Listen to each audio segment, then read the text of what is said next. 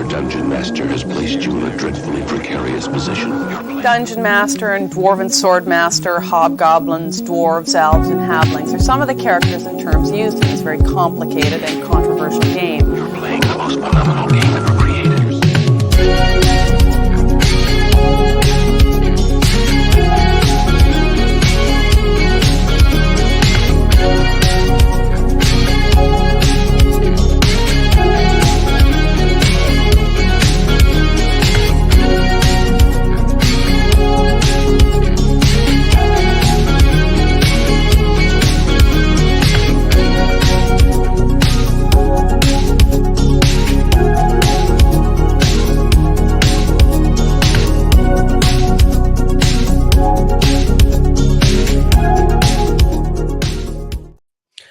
All right, welcome everyone. Another week, another Natural Ones. The days are slightly switched. We did an art stream on Wednesday, and which was normal Natural Ones Day. Today would normally be the art stream, but we're doing Natural Ones instead.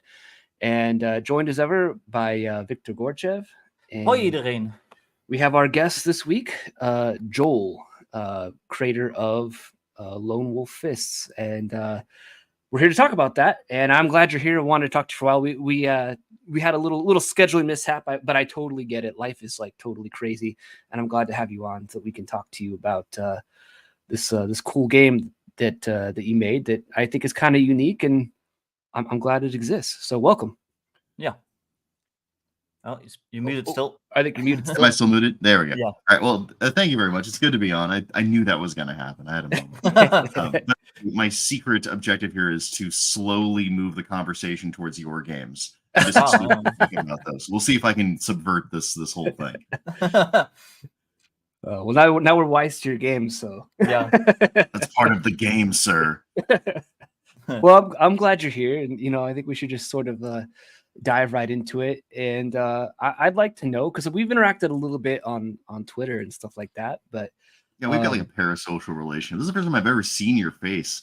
I've been upstaged in both handsomeness and beardness. I was making some noise about that later, and I'm a little concerned about it.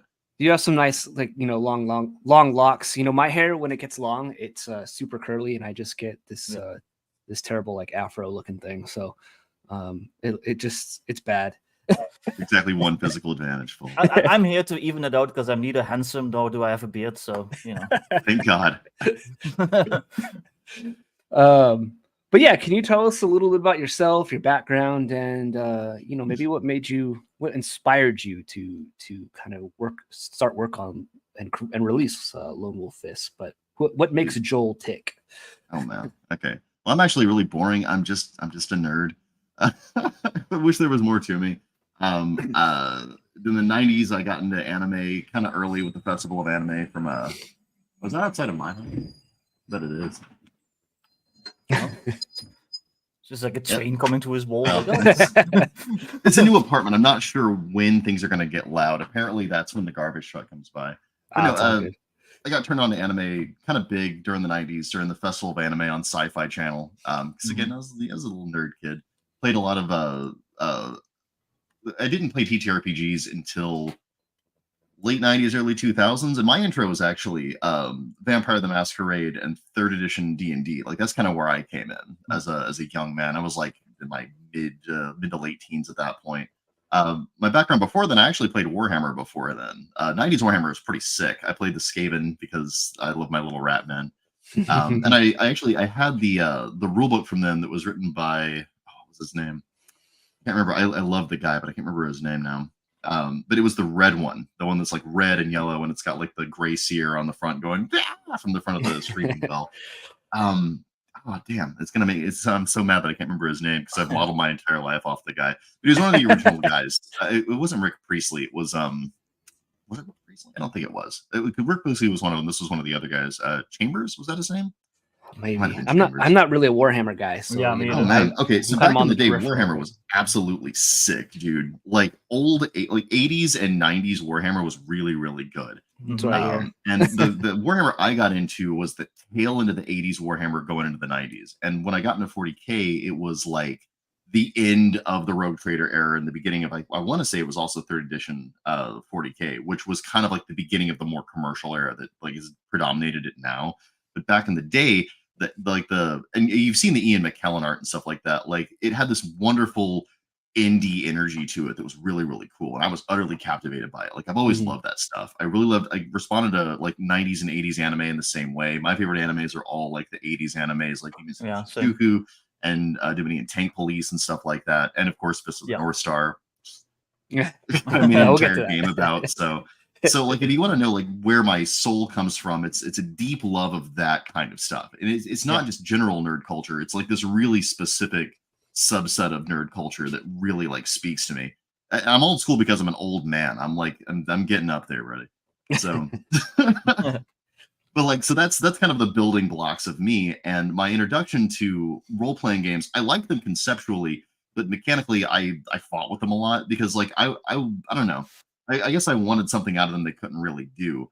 And I was familiar with the White Wolf stuff, and a lot of people played White Wolf back in the early 2000s, and it had a lot of different lines. Werewolf was a big one, but one of the kind of more obscure ones that sort of eclipsed everything else in popularity among a certain subset of anime nerds like me was Exalted.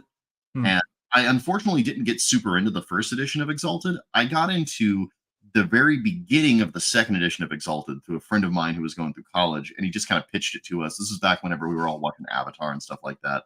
And I was just like, okay, well, this sounds absolutely rad. And we made characters. And I remember very distinctly that I had an idea, like a very White Wolf backstory idea for a character. Because you were kind of encouraged to do that in White Wolf, have like kind of a backstory before you became an Exalt, and the game was after you Exalted. And I really liked that method a lot because it encourages a tight backstory that connects you to the world. And it was a really fantastic world in Exalted. Like creation is a very rich and dense kind of universe that they made. And they had some really smart people working on it. I'd like to particularly shout out I forgot her name. Well, she has two names. It was Rebecca Borgstrom at the time, and she changed it to Jenna Morin is what it is now. I don't think you have Exalted without her. Her writing is incredible, and all the stuff that she did, especially in whenever she was making the cosmology and like the demon city and all that stuff. Fantastic stuff. I don't know exactly how much she did, but like you can kind of tell when it's her writing, especially if you followed like Hither by Dragons, which is her website.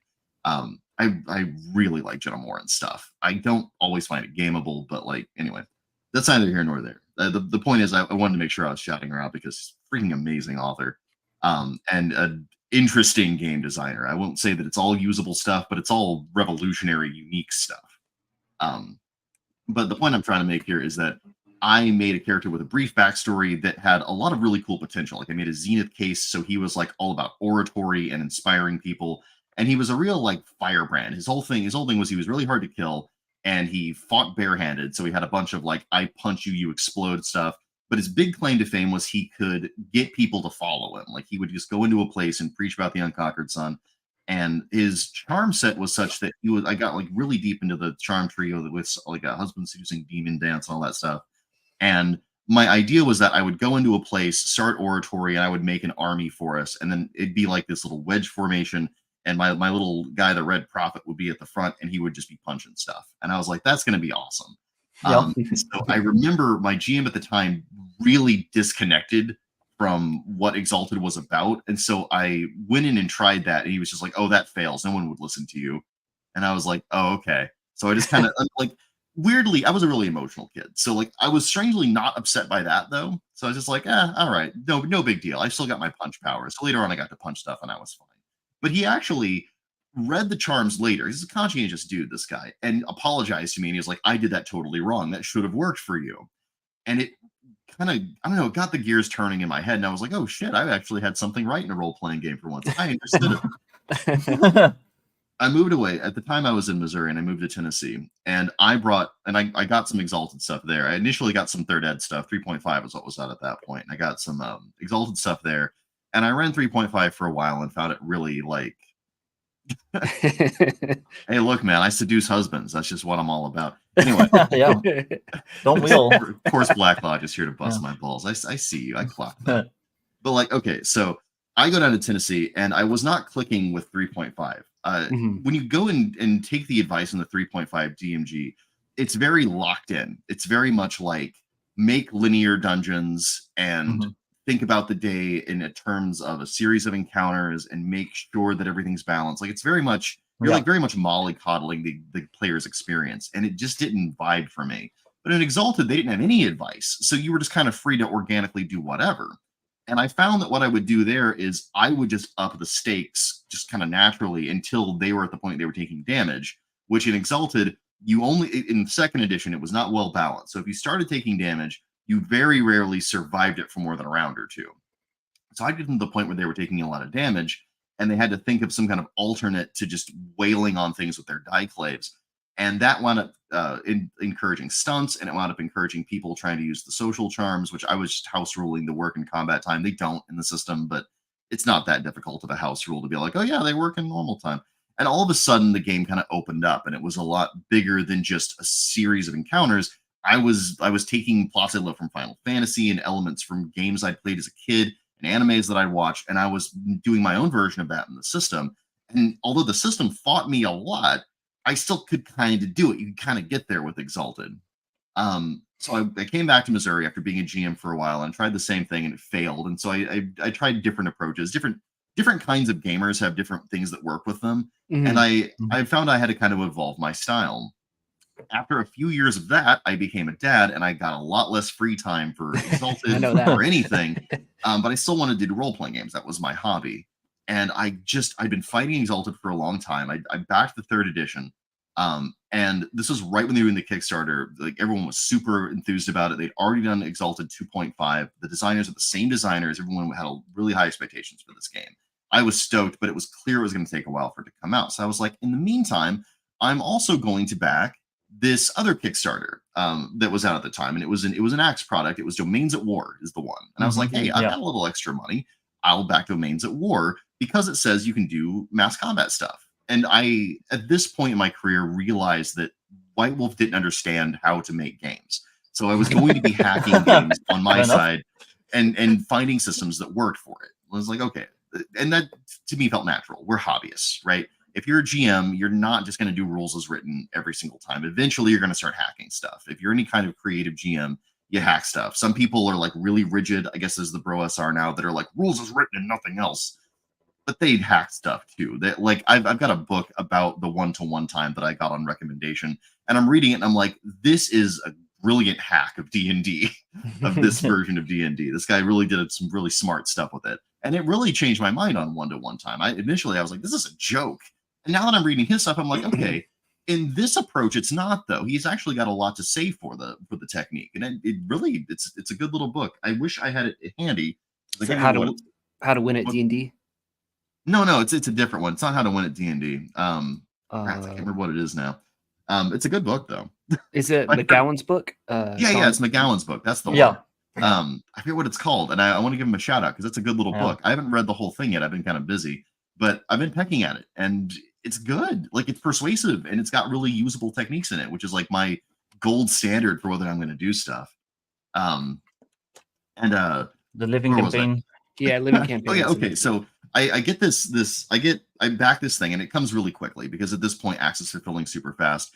And I kickstart the one where you get a PDF of the core book. So I get the core book. I'm like, oh, I'm excited about this. I get the PDF, and it is the Axe core book, the original one, not the new one, but the original one. And I start reading it, and within 5 pages, I'm completely baffled. I'm like, what? They don't have rules for almost anything here. Gold turns into experience points? How? That doesn't make any sense.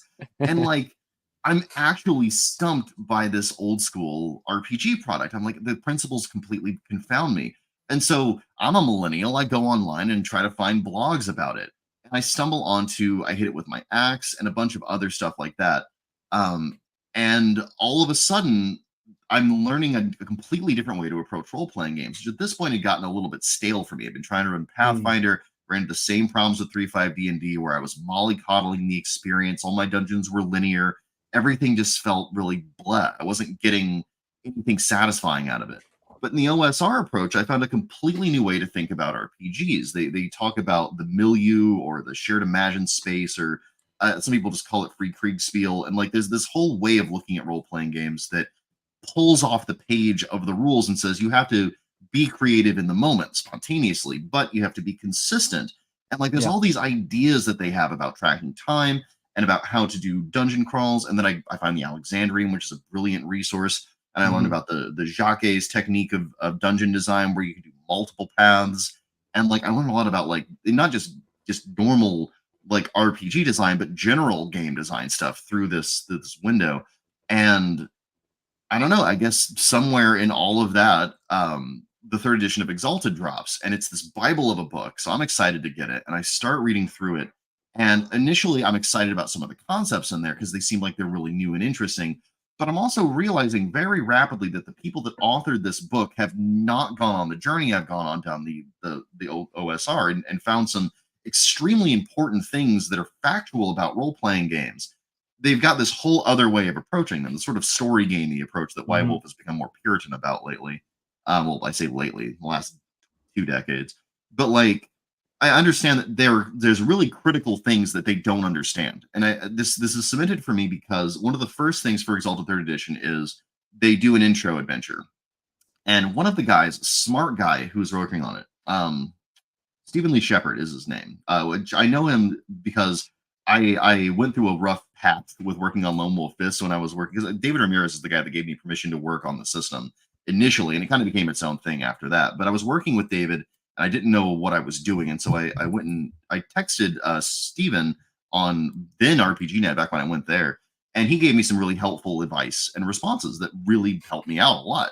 So I really like the guy and I respect him, and he's an accomplished actor and a very smart game designer, but he made a really stupid post about how they had figured out site-based adventures. And it was like, his big revelation was like that you could go different places and that things wouldn't necessarily happen in a linear order. And I was just like, you've really figured that out? You're the ones who broke the ground on that? Yeah. And it's just like, I'm looking at like, 40 years of RPG products, like Caves of Chaos, blah, blah, blah, that have been doing that forever.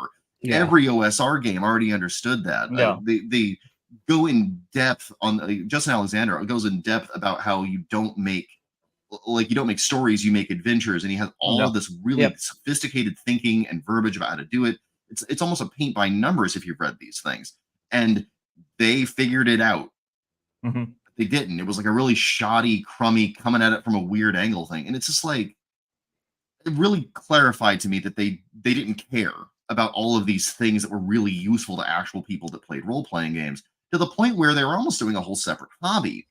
And I was going to ask you, it almost seems at this point like there's 2 different hobbies. There's like the very story gamer hobby, and then there's like the more like old school view of the origins, the root of the hobby as well. And like there's some similar language between the 2, but I think fundamentally, like oftentimes they're different games, they're different hobbies. Yeah, and that's where a lot of the clashes online also come from. Yeah, I think it's a lot of people.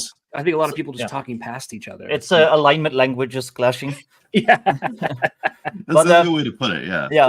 I actually respect that though. That you like looked at the OSR and you were like, gold for XP, like what? And then instead of like just like dismissing it forever, you actually like started like reading up on it, and you you try to understand these concepts and stuff. Like I respect that because a lot of people don't do that. They just like see gold for XP and it's like, oh, that's stupid, and they never like change their mind. And it's annoying. I was one of those assholes for a long time, but I feel like I grew a lot as a game designer the second I stopped being that asshole. Il Technoid. He has a Twitter account. He's a good guy. That's a cool name, though. I love that. God, but yeah, no. There's been a lot of like scuttlebutt in my Discord lately about like whether or not I'm a chud, and I don't know what that means. I hope not. I don't. Chuds are, as I recall, again, I thought chuds were like those little hand puppet monster things in that old movie. Yeah, Chud. Yeah. Like, is that? Am I one of those? Jesus, I got to rewatch that. Well, movie it became a slur for like conservative right wingers, basically.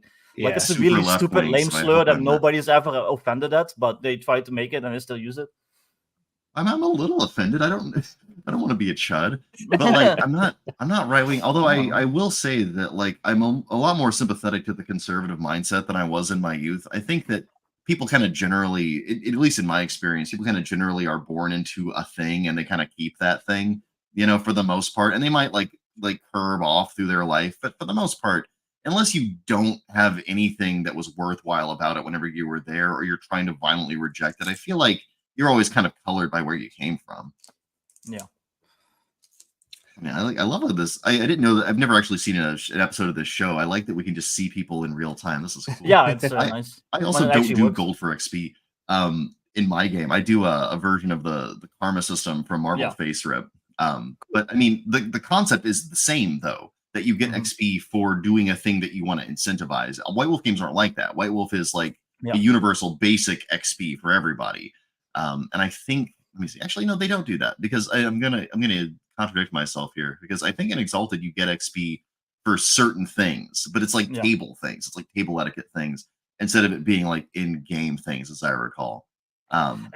Gold for XP, like just to like explain it real quick for those that might not know, but I'm sure everyone in the chat knows, but whatever. Gold for XP is basically just like a very like catch-all abstract way to say like, this is the XP you got for the effort you went through for getting that gold. It's not just that gold is like, you know, you get it and like all of a sudden you have this XP, because you don't get that XP for like gold that you earn for like being a merchant or whatever, unless you're playing X. Unless you're playing that's X, like, but that's a different game. But like you get the XP for avoiding traps, fighting monsters, like, you know, all this stuff. And it's just kind of like an abstract way to like measure like, you know, the danger and adventure you went through. Well, it's a very good mechanism for getting you to go into a place with those dangerous things. You know, because like, you have to overcome danger or be clever enough to go around danger. And in either case, you get the thing you're there for, which is gold. Yeah, and I think a lot of modern games, especially like you were talking about how you kind of butting up against 3.5, and I don't know if you had ever played 5e or anything like that as well. I play 5e. I run 5e, and I don't like it. What's interesting though is that like you just really get they have, you know, the milestone XP is a very popular thing now. Oh, I don't do milestone, but I just reward them XP for kills because I'm an asshole. Yeah, but see the thing is like that's asks for it.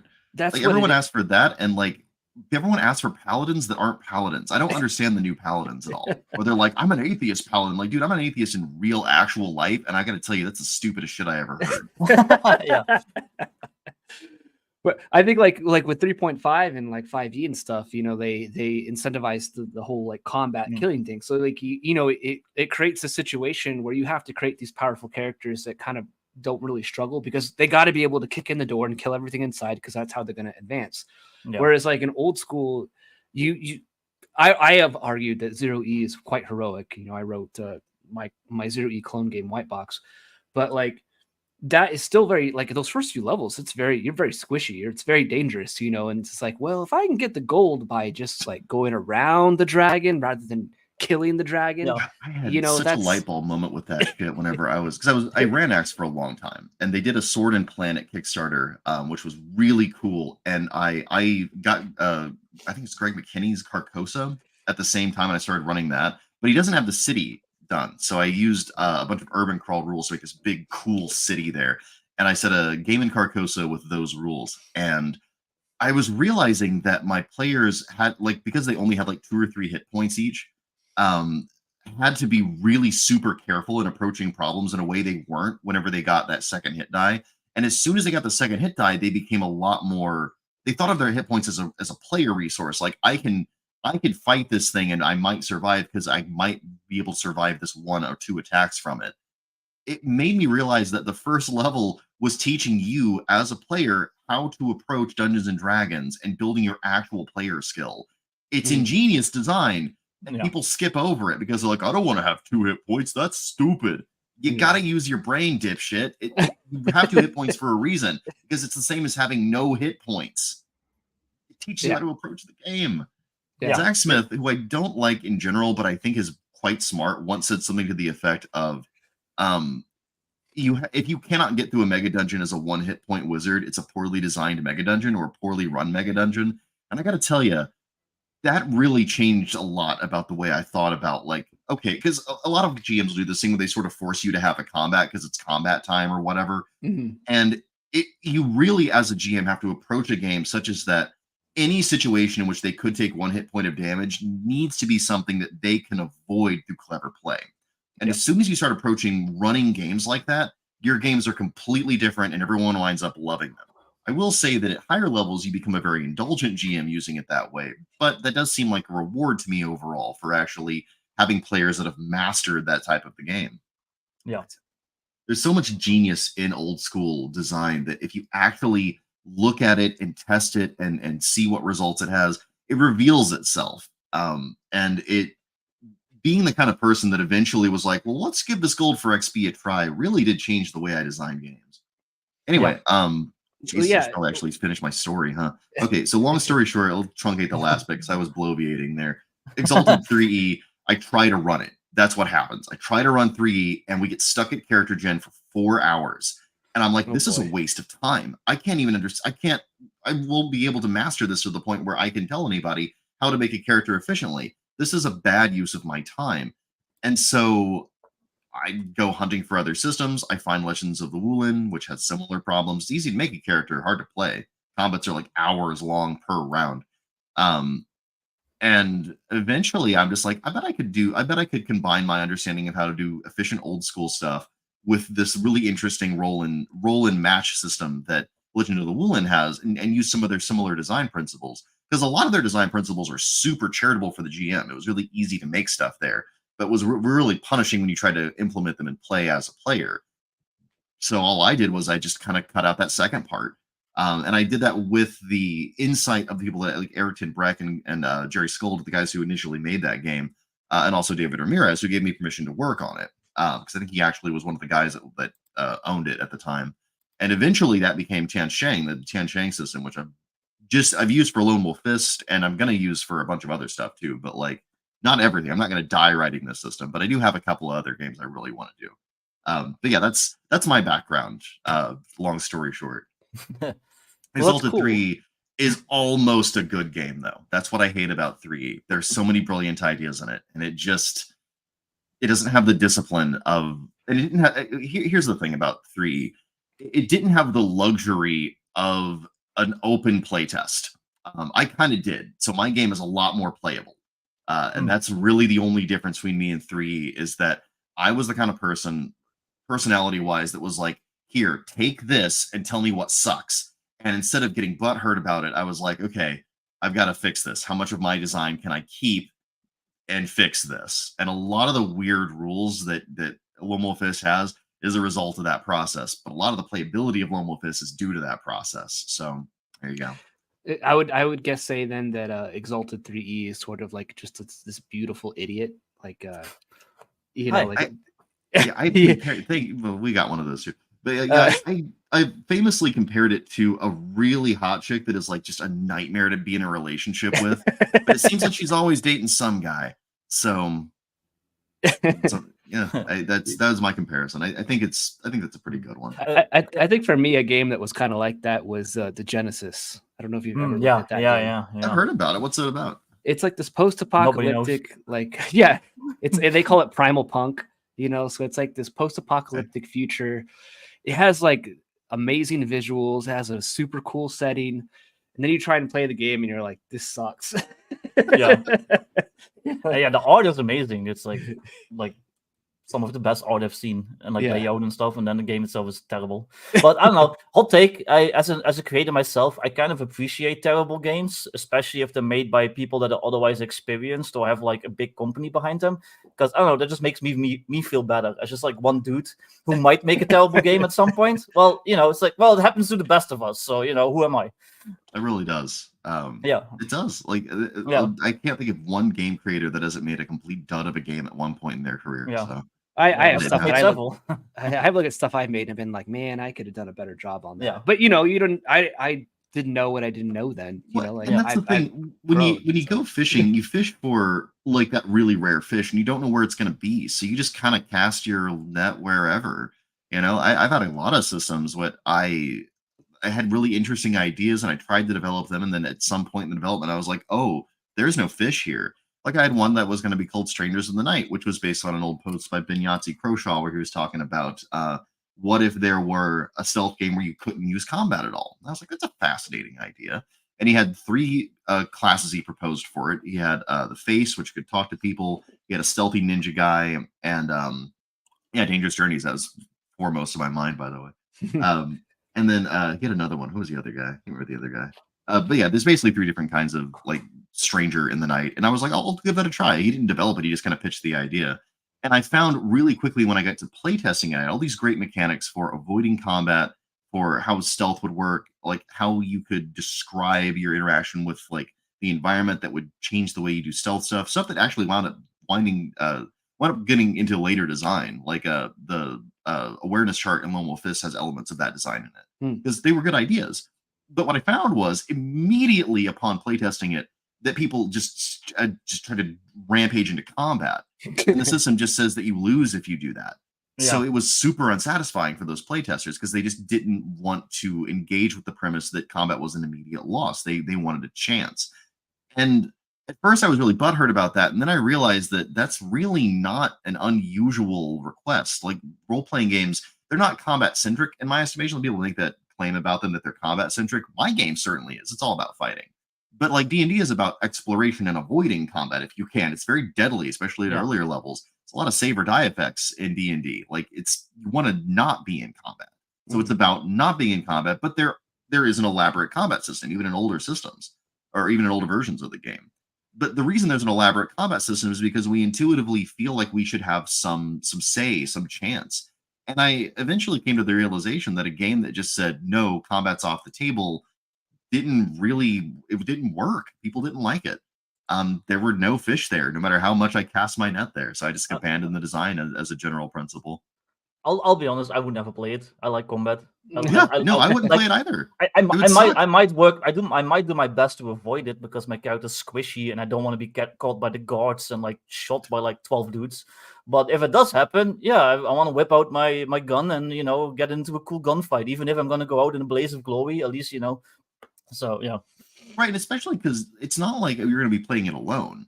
Like I was modeling off of at the time I was super into the Metal Gear Solid games, which I'm still into, by the way. I just played the original Metal Gear. I downloaded it on Steam and I kicked its ass. Thank you very much. Unfortunately, I just kind of I forgot that it judges you for how you play it, and so I was just kind of fucking around. At the end of it, I had like 8,000 guard kills and I'd played for like 900 hours or something. I just kind of left it on and just walked away and did other stuff and then came back to it.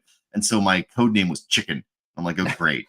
now I got to play it again because I used to get like Fox and like sexy code names like that. Now I'm Chicken. And I'm like, damn it. But I was modeling off of that one. But D&D or like any role-playing game it's a group activity. Like, so, okay, I failed at my stealth mission, but there's 2 other people on this stealth mission. And if I go down a blaze of glory, that's a distraction. They should have a chance to benefit out of my blaze of glory. Actually, doing a blaze of glory mechanic where you have no hope of winning, but you can distract them for a certain amount of time, that actually might make that game work really well. That's actually kind of neat. Yeah, that's a neat idea. That's neat, especially if like once you die, there like you can just become like a voice on the codec, like doling out advice and things like that. So you get like a little bit of the game master screen. You can still kind of help your pals. Damn, actually, I thought that's of really making good. a Metal Gear game, but yeah, that'd actually be a really good way to salvage it. I might actually have to look into that design again. I'm still got the documents from 10 years ago. So I like solo gaming, and that kind of game you're talking about sounds like it would work well for a solo game. Actually, I don't know. That would be cool, but one of the things that makes it work is having a GM that can slowly like fog of war and reveal the space you're exploring. So you have this element of risk because it was a diceless game. So there was this element of risk where like you're looking around things and you don't know whether or not you're going to be seen by someone, and you kind of have to very slowly get information about things, and like time was a resource. It was a very high-minded game that completely fell on its face. So. But you learn things from stuff like that. It's I've learned. I've had a couple games that have never seen the light of day that I started working on, and you're like, actually, this sucks. But like you said, like you take some aspects of that and you put it in other places where you're like, actually, it didn't work for this, but it'd be more applicable here. But I'm interested in knowing more about Lone Wolf Fist. What here? I'm gonna share my screen. Oh yeah, cool. So people can see. So I have the PDF here. Yeah, boy. Look at that beautiful art. I've got dinged for that art a lot because it's a brown lady with pink hair. And everyone's like, oh, this is totally SJW. And I'm like, Is it really? Like, you look at all this wonderful violence, and the first thing you think is, this guy votes Democrat. Like, not always, man. She's also fit, you know. She's not like this, you know, like fat land whale that's and she's exposing part of her body, which, you know, so I'm 100% putting a total land whale on the cover of the next one just to be an asshole. It'll be like a rainbow in the background, like in that one old viral Blizzard clip where they were doing Diablo and there was a rainbow and everybody freaked the fuck out. Yeah. A lot of people do overreact. That's why I don't personally care about. I mean, like, I get it. I've seen the Argent Exalted. The Black Lodge guys did a great show on just how much the art sucks in Exalted now, and it really does. But like, for me, it's not so much subject matter as skill. The skill is just not there anymore. It's all so garbage. And like that cover was made by Pavel Kolomiets, who I've worked with a few times, and every single time I work with that dude, he makes a fucking banger like that. Like, it's brilliant stuff, right? Mm-hmm. Yeah. Like, I'm not gonna have shitty art in my games. I refuse. So I don't know. I don't know what the fuck is happening with Exalted art. I think I don't know. Bookmark all of those. I think I did. Everyone should just go and use AI art. That's obviously the solution to all our problems, right? I actually do have one product with AI art because I didn't care for it very much. It was an old module I made, Fountain of the Green Lady. And I was like, I don't really want to pay for art for this. So I just AI generated a bunch of it. And it looks okay. It's fine. Like, when Janelle Jacques was still alive, I showed her some of it. And she was like, oh, that's nice. So. I step in it a lot on Twitter. I made a lot of the AI bros upset. But but my view is like, I don't really care if you use it. It's just, you're not an artist. I hate the guys that are like, I'm an artist now because I type prompts. Like, no, it's not. I apologize, but you are not, sir. No. that's my gripe. But that's a whole another subject here. But yeah, I looked through this a little bit, and I mean, we could talk about. I want to talk about it a little bit. Tell me about your experience, because I'm on the other side of it. This came out of my head over the course of like 5 years or so. But like, when people read it, they always have interesting takes, and I'm always more interested in that because I know everything about it already. It's boring to me. I didn't do a super like in-depth read, you know, but I did, like, I read your basic mechanics here, which, you know, you said I didn't realize actually that it was based on a previous system. It's all, the granddaddy of all of these is ORE, the one roll engine, which is just roll d10s and match them. Weapons of the Gods was the first one they did that was based on that, and then the second wave of designers that did Legends of the Woolen, Eric Tinbreck and Jerry Skold, and then David did a lot of the David Ramirez did a lot of the writing for the setting on that one. David's the guy that worked with me on this one. He didn't have a ton of oversight. He would basically throw out a pile of suggestions, and I'd take whatever I liked. We have a very me and David have a very interesting relationship, but he's actually a pretty cool dude to work for, or work with, I guess. I don't really work for him anymore, but I read the system here, and I'm like, this is actually kind of neat. So like, we'll zoom in a little bit here. So, you know, you're throwing d10s, and so you're kind of you said you're viewing this as like a tens position, and so like I thought that was really. I thought it was really cool. Like the way visuals helpful there too. I stole the idea of those particular visuals, by the way. Those are all original designs. I made those in MS Paint, but I stole the idea of the way that looks from Marvel Heroic Role Playing. They did something similar with the way they showed you how the dice matching worked in that, and the dice on the character sheet all had those little they kind of looked like that. They were these little there's no lines, but there's just a triangle and like a hexagon. And it's very immediately you kind of understand what that is. Visual design like that, I think, is nifty. I also, that little scratch on the focus slot there, again, MS Paint. I really like the way that looked. I liked it so much that's actually found its way into a lot of products. So yeah, I'll just read here. So in this example here, there's a single 2-facing die, a set of 2 3-facing die, and single 9-facing die. Sets or groups of dice which share the same facing. The 2 grouped 3-facing dice above are an example of a set. The number of dice in a set is its rank. The higher the rank, the more powerful the set. And so think of the number of dice as the tens column and the facing as the ones column. So above, the 2 becomes 12. 1 die facing 12. The 2 threes become 23. So two dice facing 3, and the 9 becomes 19, 1 die facing 9. In this example, the 23 is the best result, followed by the 19, and the 12 is the weakest. And I was like, oh, that's a really cool way of reading dice. I think that's pretty neat. Like I'm not familiar with the one roll system that you mentioned. That's just how they do it, by the way. It's a little bitty bit different, but that's basically the idea, is that you match dice together, and then that's the number of tens. I just thought that was cool. So you have 2 threes, so there's a 2 in the ones position or whatever. So it's like, that's cool. I never thought of arranging. So if you had 3 threes, it would be like 33 then. You got it. Okay, yeah. Yeah, notice that it's still pretty intuitive because despite being unusual. It's a totally different way of reading dice and generating numbers. Yeah. But it's not this overly complex like. So how do those numbers translate to results though? That's what I want to know. That's really fun. You should skip ahead to the effort charts. So that's actually a really cool way which does it. Yeah. And the effort charts are based on the Marvel face rip system, which is all tiered, and it has these wonderfully descriptive results at different tiers. Same basic thing. You cannot see them all here.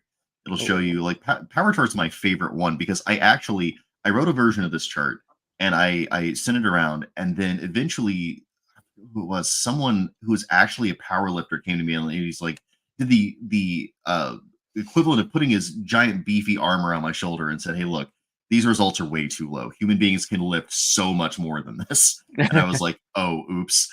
But basically, and you can see it actually right there with the numbers where it has the ranks. Yeah, zoom in on that bad boy. Yeah, a little bit lower. Yeah, there we go. Okay, so the ranks right there. A rank is how many tens you have. So if you have four dice, say, that match like 4 threes, that's a 43. So that's a rank 4, total 43, right? So if you're doing an intelligence roll and you're trying to engineer something, like make the blueprints for something, off the top of your head with no reference, you can do like an Enlightenment age gadget, a really like sophisticated telescope or something like that. Something that in our world would have been invented during the Enlightenment age. And there was like steam power in a bunch of factories of like Enlightenment age. Pretty useful thing to be able to do. But the dice math is such that there is a powerful diminishing returns on getting sets that match, even with a large pool of dice. You have inevitable matches of a certain amount, but usually you have 10 or less dice that you're rolling. So within 10 or less dice, you have a very, very small chance of having a set of 4 or higher. 4 is about as high as you can reliably see within a given boundary of rolls, and it's not impossible to see 5s and 6s. But you'll note that all of those, so even with a 6, which would be almost the max you would almost ever naturally roll, the ability that it gives you is you can design an industrial age technology. Yeah. Useful, but not like game-breakingly useful. So even if you have players who are like, I'm going to sit here and roll my dice and like the maximum possible result, you're just not likely to see something that breaks the game within that. But that allowed a design space where I could put the powers that break all that stuff into the core thing you were doing in the system. And I did. I linked the skill boosts to more powerful kung fu techniques. So if you wanted to be able to, say, make magical technology like the cool badass Diclaves and Exalted, you would need to get a rank 12. You're not going to naturally roll probably higher than a 4. So you need something that's able to really boost your results up. And you get that from powerful kung fu techniques. As a matter of fact, you'd need probably at least a master level technique to get to that point, which is one of the rarest techniques in the game. So you're incentivized naturally, if you're power gaming this, to go and do the thing I want you to do, which is find awesome, like ancient kung fu techniques. That's cool. I like that. That sounds really cool. Yeah, that's a good lesson in incentivization, because I feel like that's something a lot of games, when you look at a lot of games that are the way they're designed, they kind of skimp on that. And so it's sort of like, as a player, like let's look at like 3E or 5E, like more modern D&D or even 4th edition. It's just you get gold for killing monsters, or you get XP for killing monsters. And so then it's like, well, now I just got to go and kill everything. And then all of a sudden you have like, why is everyone a murder hobo? Why are they trying to kill everything? And well, that's because you've incentivized them to kill everything. They want the XP. And so, that is like this, going back to gold for XP, that is the subtle, like the subtle redirect that gold for XP gives. Is like, you don't have to kill everything to level up. Or with this, like what you just said, like, I want you to go out and I want you to learn some new kung fu techniques that will make you more powerful. You know, how do you go about doing that? That's a little bit more open than just like kill everything and get that get the bonus. And I don't want people to avoid combat in this game, but I did make combat very consequential because combat is dangerous, right? And is combat the best way to get what you want? Sometimes it is. Sometimes if what you want is that guy's land or his kingdom or whatever, killing him is a pretty expedient way to get that shit. But if you want his kung fu, you've got to be his friend, and that's not as clear how you would do that. So I like that. You know, it gives you a problem without an immediate, clear, no-brainer solution. That's the only. I felt the player needed a GM screen. Yeah, you kind of do. I did make a really nice GM screen for this, though, by the way, where I truncated all these complicated effect charts into something that fits on 1/3 or 1/4 of that screen. Actually, ooh, do I even have one? I might have one. I've got all my stuff packed up. I'm in the middle of moving right now. So, but yeah, no, I've actually got the printout of the GM screen, which, by the way, if you're going to run this game, the printout of the GM screen is really awesome on DriveThruRPG. I've really had a good experience with them. I like their big plastic fold-out thing they have. And you can just get the those high-quality printouts and then insert them, and they look really sexy. Yeah, see, no, the screen works, man.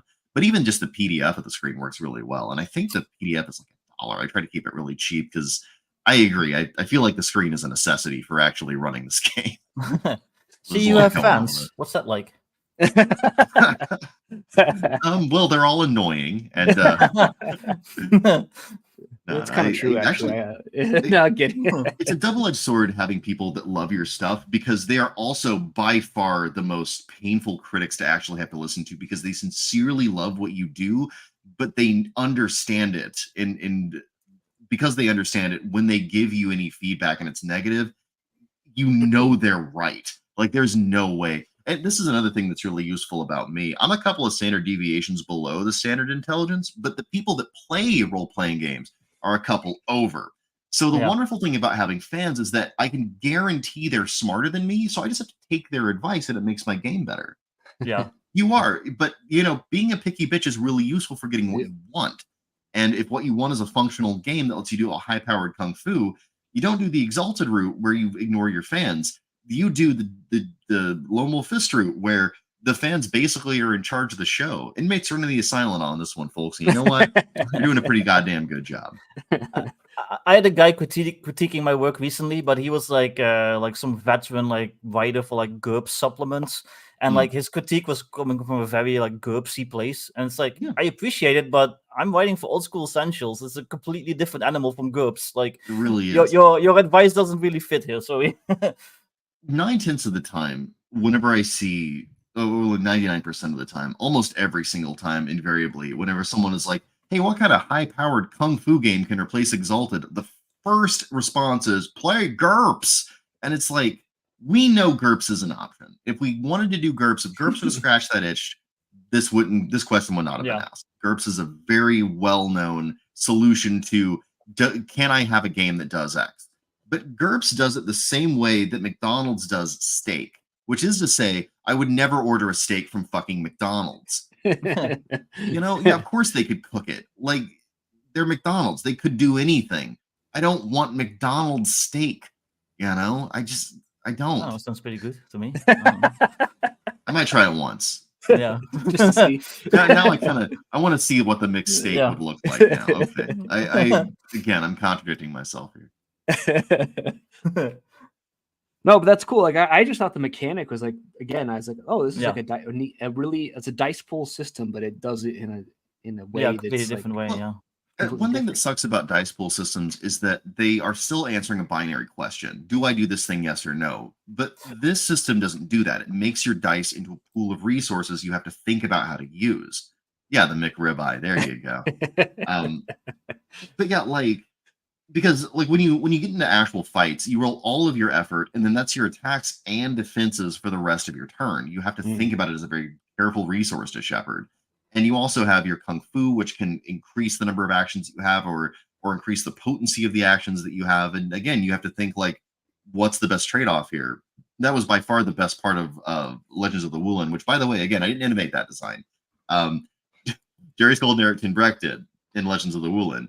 But I did use that brilliant idea and did get every little piece off the bone because, like, I loved it. It was so cool because, like, you wouldn't know how to approach a fight. In a lot of games, you have that binary, do I hit them or not? It's a question of, whether or not something happens. But in their paradigm, the thing becomes, how do I hit them? What do I hold back to defend against them? It's a much more interesting and complicated question. And it puts combat front and center and how you approach combat and everything you do in combat. It makes it the central puzzle that you're solving in the game. It's really fun, damn it. And I loved it. And I'm really glad that it works so well in this game. Although I will say I might have stepped up the lethality a bit much. Now that I've actually ran a couple of things, I'm realizing that, like, it's sort of hard to know as a GM what's going to happen in a fight. Maybe that's for the best.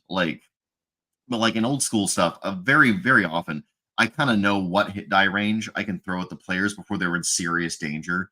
And I can populate dungeon levels with creatures that are close to that, and then very rarely have something with higher hit die show up.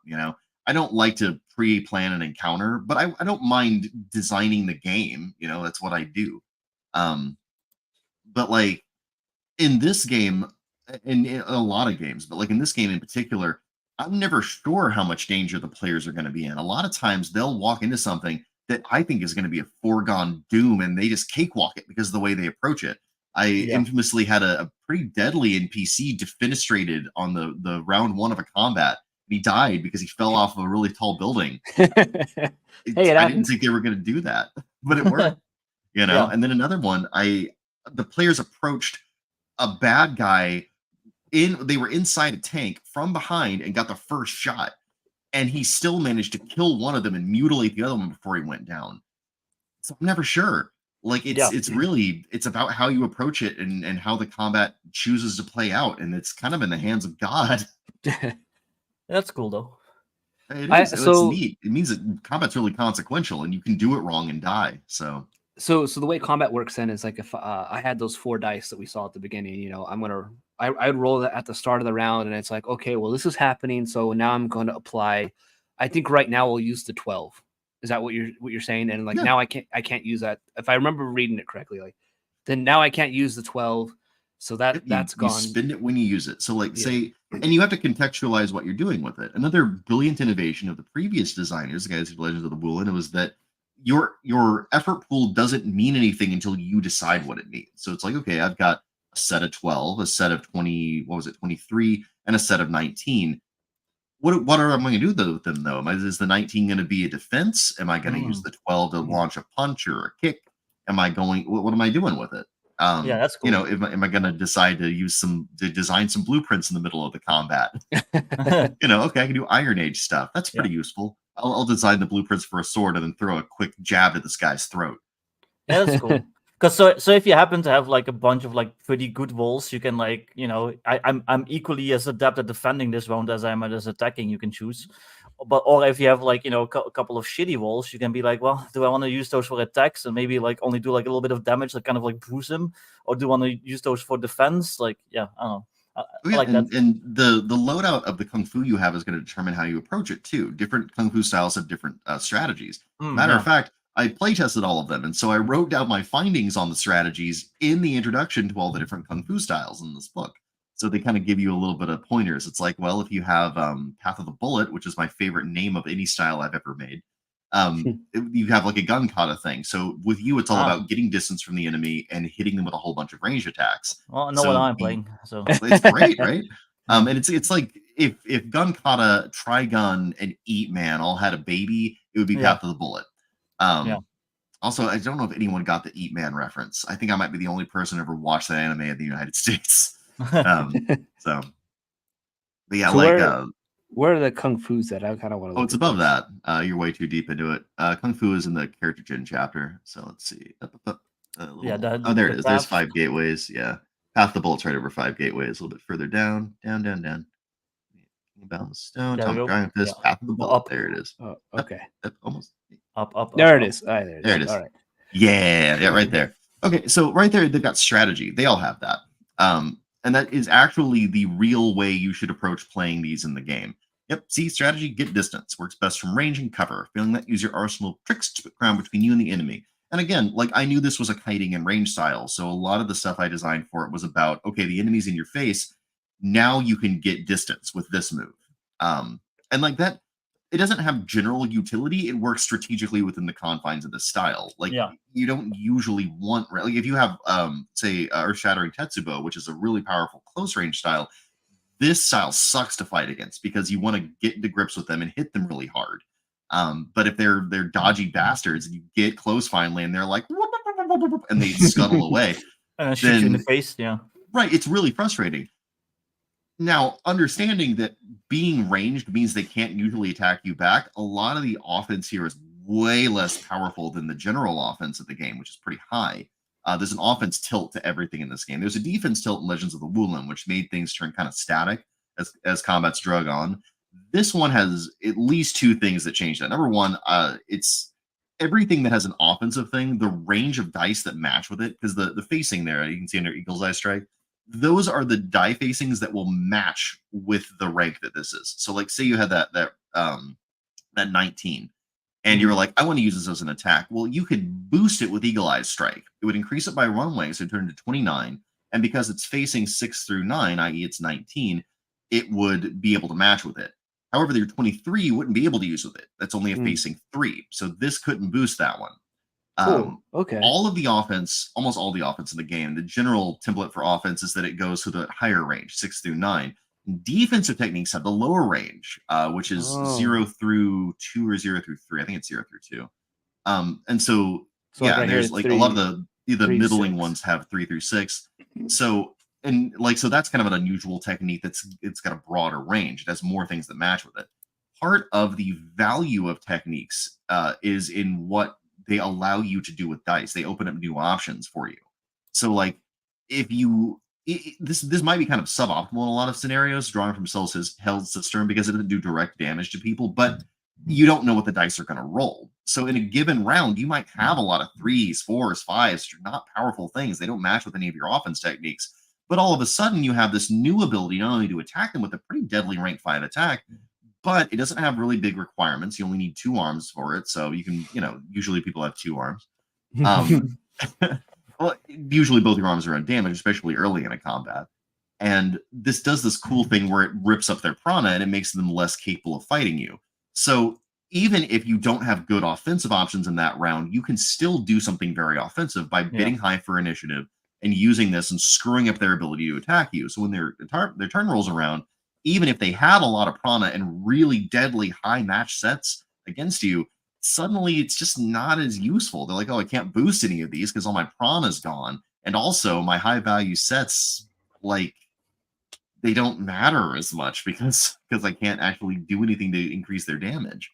So yeah, I thought a lot about the strategy of how you would approach things and how the value of things would change in the paradigm of not knowing what's going to happen in a combat. And all that was factored into how these techniques balanced each other. The real genius of this game is the same genius that's in 3rd edition Exalted, which is the powers. The powers are like where the heart of the game is. And it's the same way in like stuff like Street Fighter or fighting games. Like the strategy that emerges from the options that you have and like the strengths and weaknesses and trade-offs of your moveset, that's where the game is.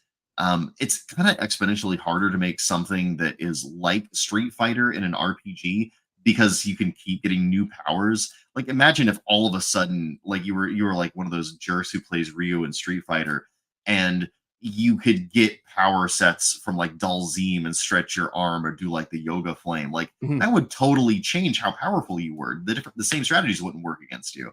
But that's what we do to ourselves as RPG designers. So yeah. Well, it's all different. It's all different mediums, and it's all different. They serve different purposes, I guess. True. And there's a skill medium that can increase in Street Fighter that is never gonna change in Lone Wolf Fist. Like there is a level of player skill you can get with any RPG, which I think that people sometimes don't understand or they dismiss. A lot of people are really hostile to the idea of player skill trumping character skill. I found a lot of people are like, I want it to be in the game or it doesn't exist, and they want to kind of correct for people's natural proclivities. I don't care for that because I feel like any player skill is ultimately going to benefit everyone on the party. It's not going to be them shining brighter than anyone else. It's going to be them maybe being able to work harder, but that's still going to benefit the party. So if you have a hostile enough world in GM, then that's only going to be something that's on your side. But yeah, a lot of game designers try to correct for player skill. I think it's foolish. I think you should. You really can't correct for player skill at the end of the day, right? You can try, but all you're going to do is just frustrate yourself. Well, I think it's part and parcel to it, you know, just in general. Like reading the AD&D rule books, you know, Gary talks about how, you know, you're going to have these, that's part of the character leveling up, or the player themselves sort of leveling up, right? Where they, where he kind of says, like, there's going to be veteran players, there's going to be beginner players. The veteran players are going to help the beginner players, hopefully. And you know, like they're going to increase in knowledge of the game world and the game as they play more sessions, as they play more games. And then you have games like Classic Traveler, which is one of my favorite games, where there is no level. Like, you're not leveling up. Everything's a dead level. And it literally says in the rule books, in the 3 little black books, like the reward that players get is they learn to play their character better. Like it literally says that in the rules. So yeah, it's like, a real reward too. Like once you put players in a truly dangerous situation and they've had to think of a way outside of the state of mechanics to actually survive and thrive in that, and they've gotten good at it, once that all those gears start turning, that's real role playing. That's really good stuff, and like that's what you want to encourage. And it's weird how many people are super hostile to that idea. They're like really big on only the rules as written, only within the rules. And I think the ultimate evolution of that is like the playbooks from Apocalypse World, where like everything will eventually be distilled back into the rules. That's kind of the antithesis of my style of design. I want people to go beyond the written word, and that kind of wants to make sure it traps you.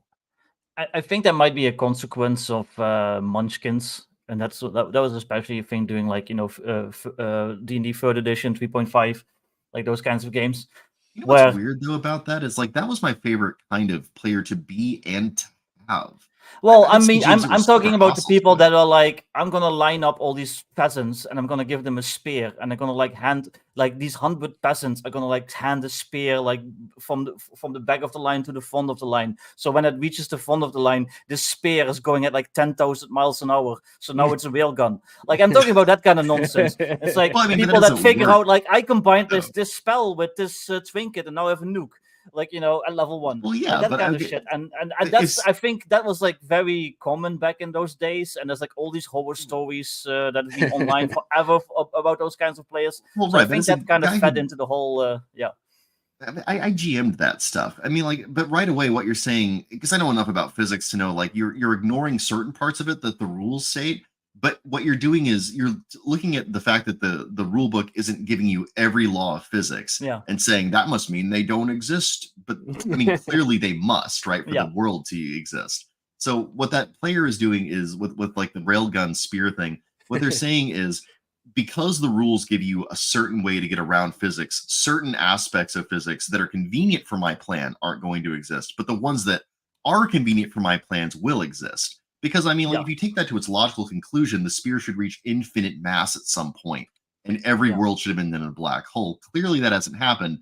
Therefore, there must be something that prevents it from happening, because the spear's mass exists. Therefore, I'm going to put a realistic limit on it as a GM. And once you have that, like, real world conversation with the actual people at the table, those problems vanish very rapidly. The real problems are magical exceptions, which 3.5 was really bad at. The puns of the universe. All of those things don't require any real delving into the world itself. They're just talking about the magical exceptions that are stipulated within the mechanics themselves. Magical exceptions exist whenever we don't have any kind of, I mean, like, I've got prana in mind. There's no such thing as prana in the real world. There's no such thing as magic kung fu. Therefore, I have to stipulate on how those things work. And a lot of times my stipulations are imperfect because they're relying on a human being to say, but okay, for real, this has to have some limitations. That's really helped save me a lot of word count, because I'm not doing the 3.5 thing where they're sort of trying to anticipate everything and write the specific exception to it. 3.5 got very wordy. I'm doing I'm able to approach it with the technology of having a shared imagined space that's governed by a referee, old school style, right? But because of the consequence of old school style, I've got an actual person there with a brain who's able to say, well, okay, yes, you can increase the mass according to these parameters, but that it doesn't assume all the laws of physics are ignored. Just enough select laws of physics are bent to allow for this to happen. And that winds up kind of killing the munchkins in the womb. Or at least that variety of munchkin. But even if you allow railgun, like, peasant railgun spears, like, I still kind of like that the best. And I'll give you an example of why. Exalted Second Edition was sort of great for this in at least one direction. Whenever the designers of Third Edition got a hold of it, started writing supplements for it, and right before the release of 2.5, I was in a game based on the Locust Invasion, which is whenever the cool alchemical stuff burrows its way through reality into creation, and it just gorges all of these like steampunk communist robot Exalted, which is, you might imagine, the coolest fucking thing ever, right? So we all had characters, and we all really got along really well outside of the game. So we had a super killer GM that usually did Third Edition, and they really wanted to run the act structure of this campaign, which unfortunately was very railroady. So there's this really big bad guy called the First and Forsaken Lion, who is a Death Lord. And Death Lords are non-statted White Wolf NPCs that their stats are they win in parentheses in earlier editions. But unfortunately, for the GM, the edition he was running off of was one of the old ones. I think it was like the first going into the second, the 1.5 of Exalted, where Locust Crusade happens. And the stats for First and Forsaken Lion were not detailed. The stats for the Mask of Winners were detailed in the second edition rulebook, however, and they were just pathetic. You could kill the guy in a couple of rounds if you knew what you were doing. I mean, they looked nasty on paper, but then the consequence of them was that he actually kind of sucked if you knew what you were doing. Mm-hmm. However, trying to remedy this, the 2.5/3 ed designers designed general stats for Death Lords with a bunch of unique charms that made them very deadly, but still killable. And the old adage, of course, from every role-playing game, Call of Cthulhu is what originated this, is my understanding, but it's, if it has stats, you kill it.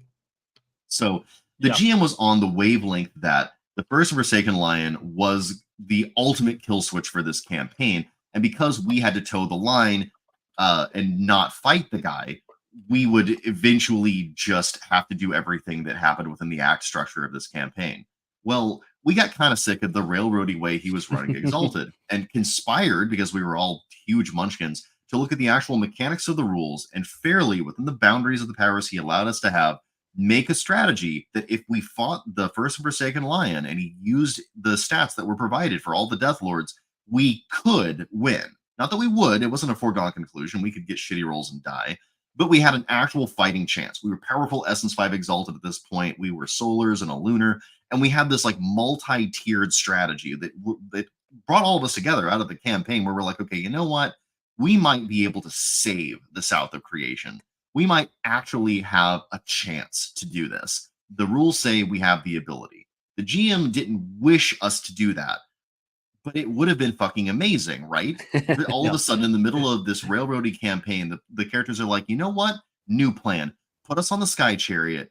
We're going to the super end boss, and we are going to kick his ass. And we had planned out contingencies for if there was a fake there and how we were going to hunt him down. And we had all this stuff. And he had it like right there. Because I was also a GM, I also thought to provide him with the stats for all this stuff. I was like, hey, look, if it comes up and you have to do something with him, here's some stats for him. He was appreciative at the time. But the second we actually went and started ramming on and just knocking on the Mask of Winners, or the First and Forsaken Lion's door, we're like, okay, we're calling you out, buddy. We're going to kick your ass. He lost his marbles. He was like, well, then you lose. And we're like, well, can we try? And he flipped the table, basically. He was done. Yeah. Oh, no. That's how that campaign ended. But I got to tell you, those are like, imagine having that group of players that weren't just like dedicated to the reality that you were making, the game that you were making, but like planned it out and got super invested in it. This was huge for us. It was a truly heroic, interesting moment of coming together as a group and doing something that could actually really change this horrible plot that was going to happen in a whole direction of creation. In other words, exactly the shit you would think the Exalted would do. And when we did that, he lost his marbles and was just like done with it. Like, dude, like I even gave you the stats. Fight the fight. And I don't know. Yeah. It left a bad taste in my mouth because it's like I wanted those players. I want players that are half that dedicated. That kind of stuff is what gets me excited when my players do that kind of stuff. As a GM, imagine if your player, you have a powerful dragon in your campaign, and your players like they come to you and they're like, "We're gonna kick down his door." Like you don't respond to that with, "Oh, you lose." You respond to that with, "All right, roll initiative." Yeah, let's see what happens. Let's see what happens. Play to find out, and it makes great, legendary games. Man, I want to have that fight now. I don't know any of those people anymore. So mad I'm not going to be able to play it. It would have been epic though. Well, that's a cool story. I mean, so it sounds like then like this game that you've made is very similar in that like it's very high powered, but it kind of leans into that old school mindset where like you're kind of encouraging very like you're encouraging player autonomy and player choice and the ability for players to sort of like you want to try that, like go for it, Yeah, go for it. It's a consequential, dangerous game, but you have a lot of power in it too. And I'm dreaming of the time and as a GM of this game that I have that party and they just start because I got my own powerful, deadly white wolfy NPCs, but like I've statted them. Like they're not all of them are statted in here, but they're statted up here and in supplementary note stuff. So I kind of want to see the thing where it's like, okay, so I guess this Mockingbird Emperor guy is a big deal. Let's fight him. I want to see it happen. I want to see if they can actually kill him because like I'm a real roll in the open, let the results stand kind of dude. Like I hate when I see the GM's thumb on the scales. Like, nah, man. What was it? There's a I think it was in the Dark Tower series. At one point there's this bunch of mafioso guys, and like one of them, like he makes houses of cards. And he just makes them until they fall. And his philosophy is like, you don't know when they're going to fall. Like, it's up to God when they fall. I just make them. And then someone comes into his office and he's like drunk and he's like, oh, what's this? And knocks it over. And then he just takes out a gun and shoots him right there because there's something sacred about that to him. Yeah. I'm the same way. I'm that crazy mafia guy. I want the dice to fall. That's God's domain. I don't get to mess with that. So you're not a fudger. That's what you're saying. Oh, no. Fudging is for cowards, dude. Like, I can't believe the hubris that people would have to be like, oh, well, this is a thing that allows the players and the GM to interact with this world, but I'm just going to make it up on the spot. It's all up to me now. Fuck you, dude. I do like dice, fall where they may, but I do want the game to be properly set up for that. So I also want a lot of 5th edition, and 5th edition is very like it leans towards the players rather than the monsters. So it's just like, oh, it falls where they may. It just so happens that 90% of the times the players win, and it gets really boring really quickly. Yeah, I have noticed that about them. Yeah. Again, though, what I find is that you don't have an upward limit on monsters. Like you can throw as many as you want to in there. That's true. So, it's at a certain point, the action economy just it tilts. And it doesn't take a lot of bad rolls to really fuck up players in 5th Ed. Like 1 or 2 real bad hits, and most of them go down. So I don't know. Like I'm not a huge fan of 5th. I do think that it probably mollycoddles players. But a few things I like doing, like just tracking rations in 5th and getting rid of spells like Goodberry really changes the dynamic of the game. Yeah, little changes. It's not irredeemable. It's just not amazing. It's like just I think it gets a little over hate. I mean, I think the new 6E or whatever they're going to call this new version that's coming out, that's just 5th but reimagined. I think that will probably be worth some hate. But like 2000, I really hope that they credit Kazimir Urbanski in that one too, based on the design of that guy you all hate. Wouldn't that be amazing? It's not going to happen. But it's not going to happen. I don't think it's going to happen. But I think like 2014 is like it's a good average sort of generic fantasy. It scratches an itch. It's there, but it's not. For me, it's not like 0E or it's not like 1E. It doesn't have that same magic to me, I guess. It doesn't. Man, like AD&D and everything before it, and even second edition, has a certain personality to it that it's just really not in fifth. There's a very little design by committee energy to fifth that is, it sucks a lot of the flavor out of it for me. Especially these days, Yeah. There was, I mean, the core rule books, like you can run a fun, I mean, I did it. I ran fun campaigns with just those original 3 core rule books, but yeah, I did get bored kind of quick with them, you know. Yeah, that's my biggest thing, is that it's so player favoring that you do just kind of get to a point where, I don't know, there's some necessary element of risk and challenge that should exist within role-playing games. But again, one of the things you abut there isn't just player favoring rules, it's the fact that it's binary. Either your die results in a success or a failure, and you don't have a lot of interesting decisions to make in that paradigm. You do in old school games because you're interacting with a whole world, and that world has a lot of consequentiality. You know, like if you can make that mountain slide happen, then maybe you can stop these rampaging orcs. Maybe, I've had stuff like that happen. If that fire happens to catch in the right place, all of a sudden your distraction tactic worked. And it's not, you rely so much on avatar strength, the actual, like the character's strengths, that you sort of, your player strengths become vestigial. Your actual skill at interacting with the game isn't as important at higher levels. And I never wanted that to be the case with my game. You can rely a lot, and they definitely opens up what you can do in my game once you get to the higher levels of power. Like the supreme one right there, if you scroll down a little bit, that's based on, I'm sure you guys have watched Avatar: The Last Airbender. That is Firelord Ozai's ultimate attack that was going to annihilate the Earth Kingdom.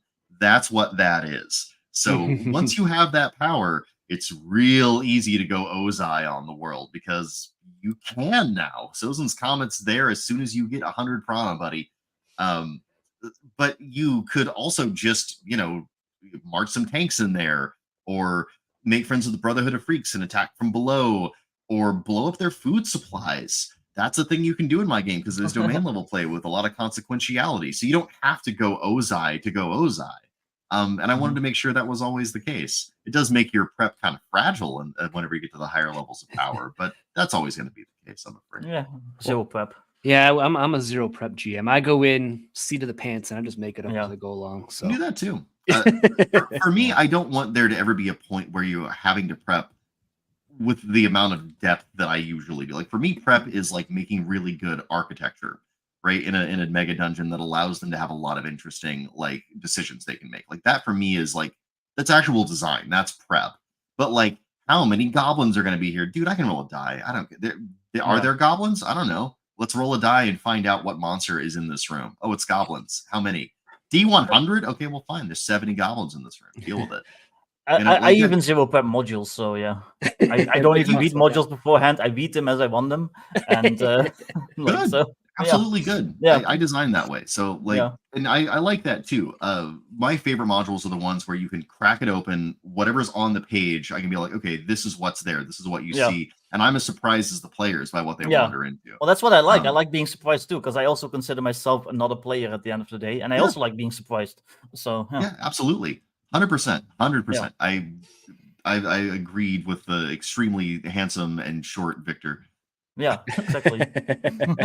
Wait, I'm not. Are you calling me ugly? Yeah, I got you. Damn it. Oh man, it's good times. Okay, but yeah, no, the lore chapter in this one, because the previous game did some interesting stuff with lore, where it was like, here's the story and the backstory of the game, and you can spend XP to make that a vital part of your character. But if you kind of think about it, that's not. You could always do that.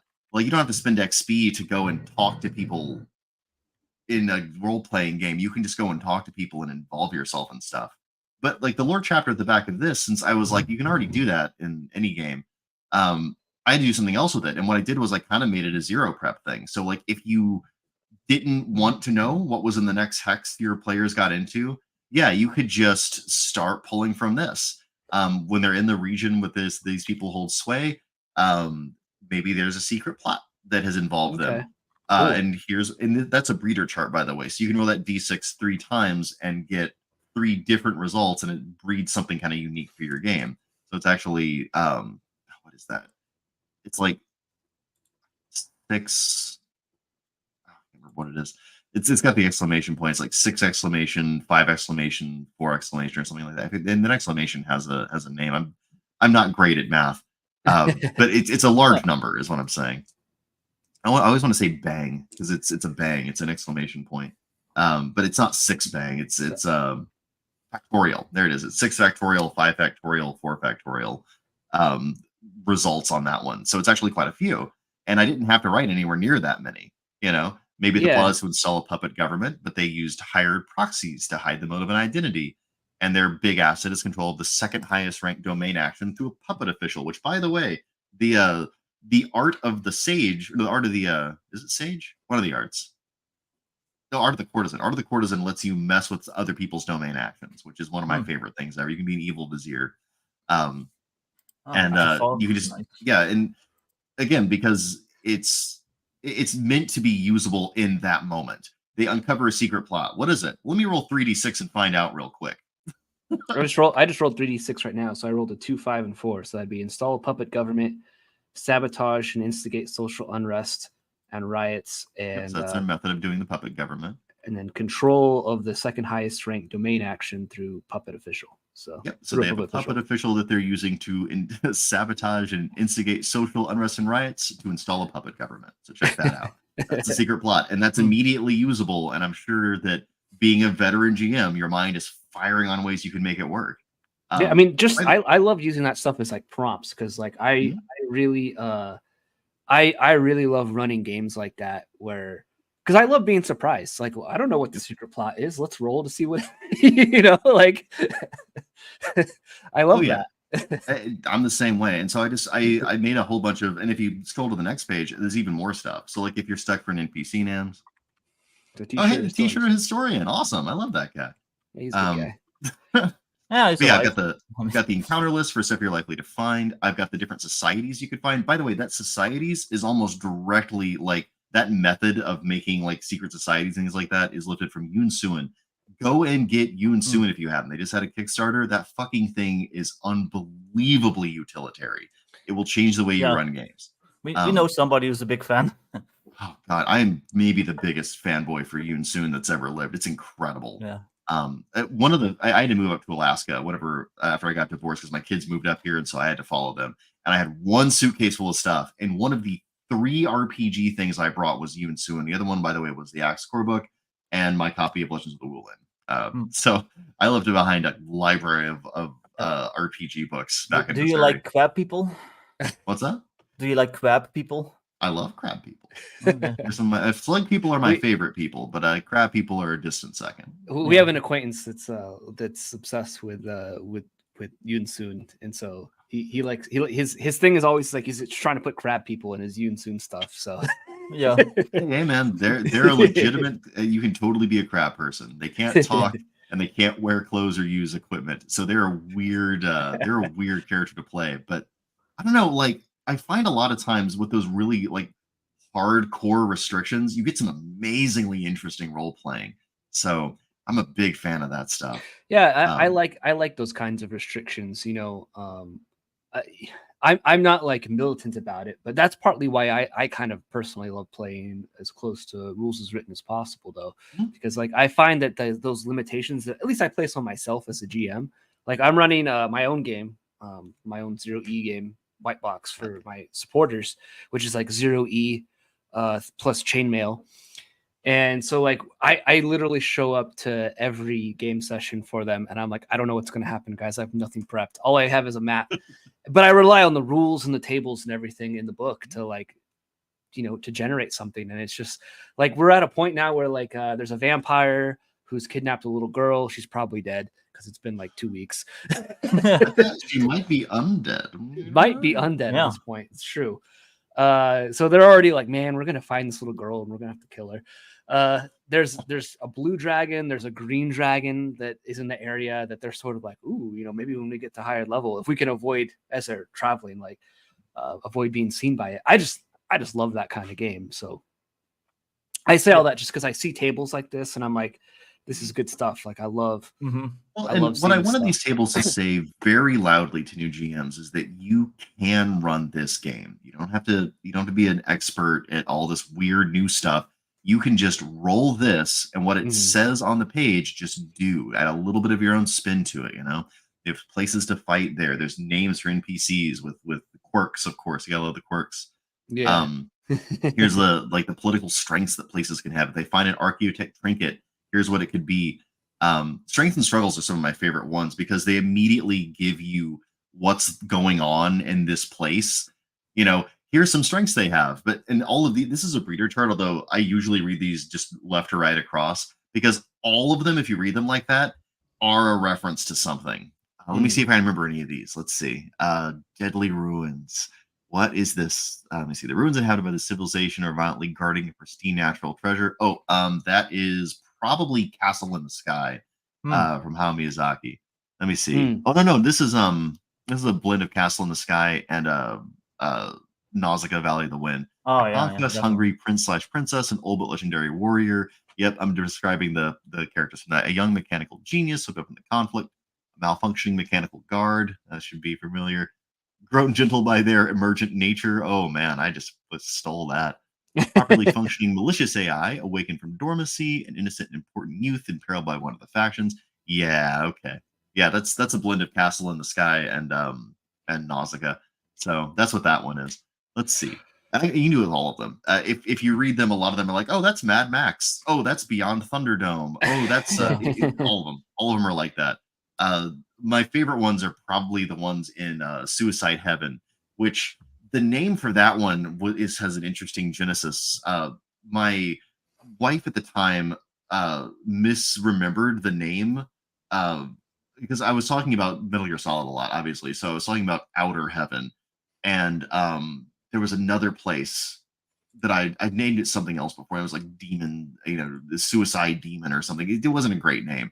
And she misremembered it as Suicide Heaven. What's that place we were at? That weird city, Suicide Heaven. And I just, my jaw hit the floor. I'm like, that's the coolest fucking name I ever heard. So, yeah, that became the name of the Demon City Shinjuku place that's based on fantasy Shinjuku. Sometimes that just happens. You get the inspiration from the weirdest places sometimes. Oh, yeah. Yeah. And you watch something and you're like, oh crap, that's great. Yeah. that's pretty much how I get all my ideas. Yeah, well, I find the alchemy of life is the most interesting and unexpected phenomenon. And like the penicillin ideas, the ones that you discover by accident, are very often the most powerful and interesting ones. So yeah. Also, I just love the name Suicide Heaven. What a weird idea. It kind of puts you in a strange mental place just thinking about it. All right. Some cool stuff. But these tables kind of remind me of another game that's a favorite of mine. I don't know if you're familiar with Scarlet Heroes, but like that looks cool as hell. Is that who's that artist on the front? It looks like Ron Spencer. Let's see. I don't know who did the cover. He has a list of the artists, but he doesn't say who did the cover. Is Ron Spencer on it? No. Okay. Well, then I love Ron Spencer's art. If ever I get a chance to work with Ron Spencer, I will sell my actual kidney to pay for art from that man. I got two. I can spare one. But I always recommend this game for everyone. It's a great game. I actually think, Joel, I think you would like it as well. I would probably love it. It's wow, designed, it looks cool as hell too. It's like Far East, like Oriental Asian setting kind of stuff, but it has like your classic BX classes and it's based on BX, but it's a little bit more heroic. So it's designed for running like one or two characters at a time in a GM or a solo game. Yeah, you can run like really small. Kevin Crawford, I love that dude. Yeah, this is probably awesome. All right, recommend. It has a lot of like tables, like a lot of like oracles, so you can do a lot of kind of like generation. That's what I'm saying. Like your stuff here reminds me of that. I just love seeing. I love as a GM when I open a book and I'm given actual tools to run the game.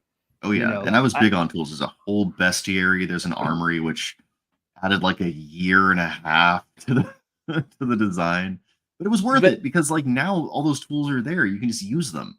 Yeah, exactly. Like if you want people to play your game and you want them to continue on, and I think also if you want to, I think good tables are part and parcel to that old school game and that old school mentality as well, where you want to have things because you are encouraging the players to be creative, to take ownership of their character, to explore the world.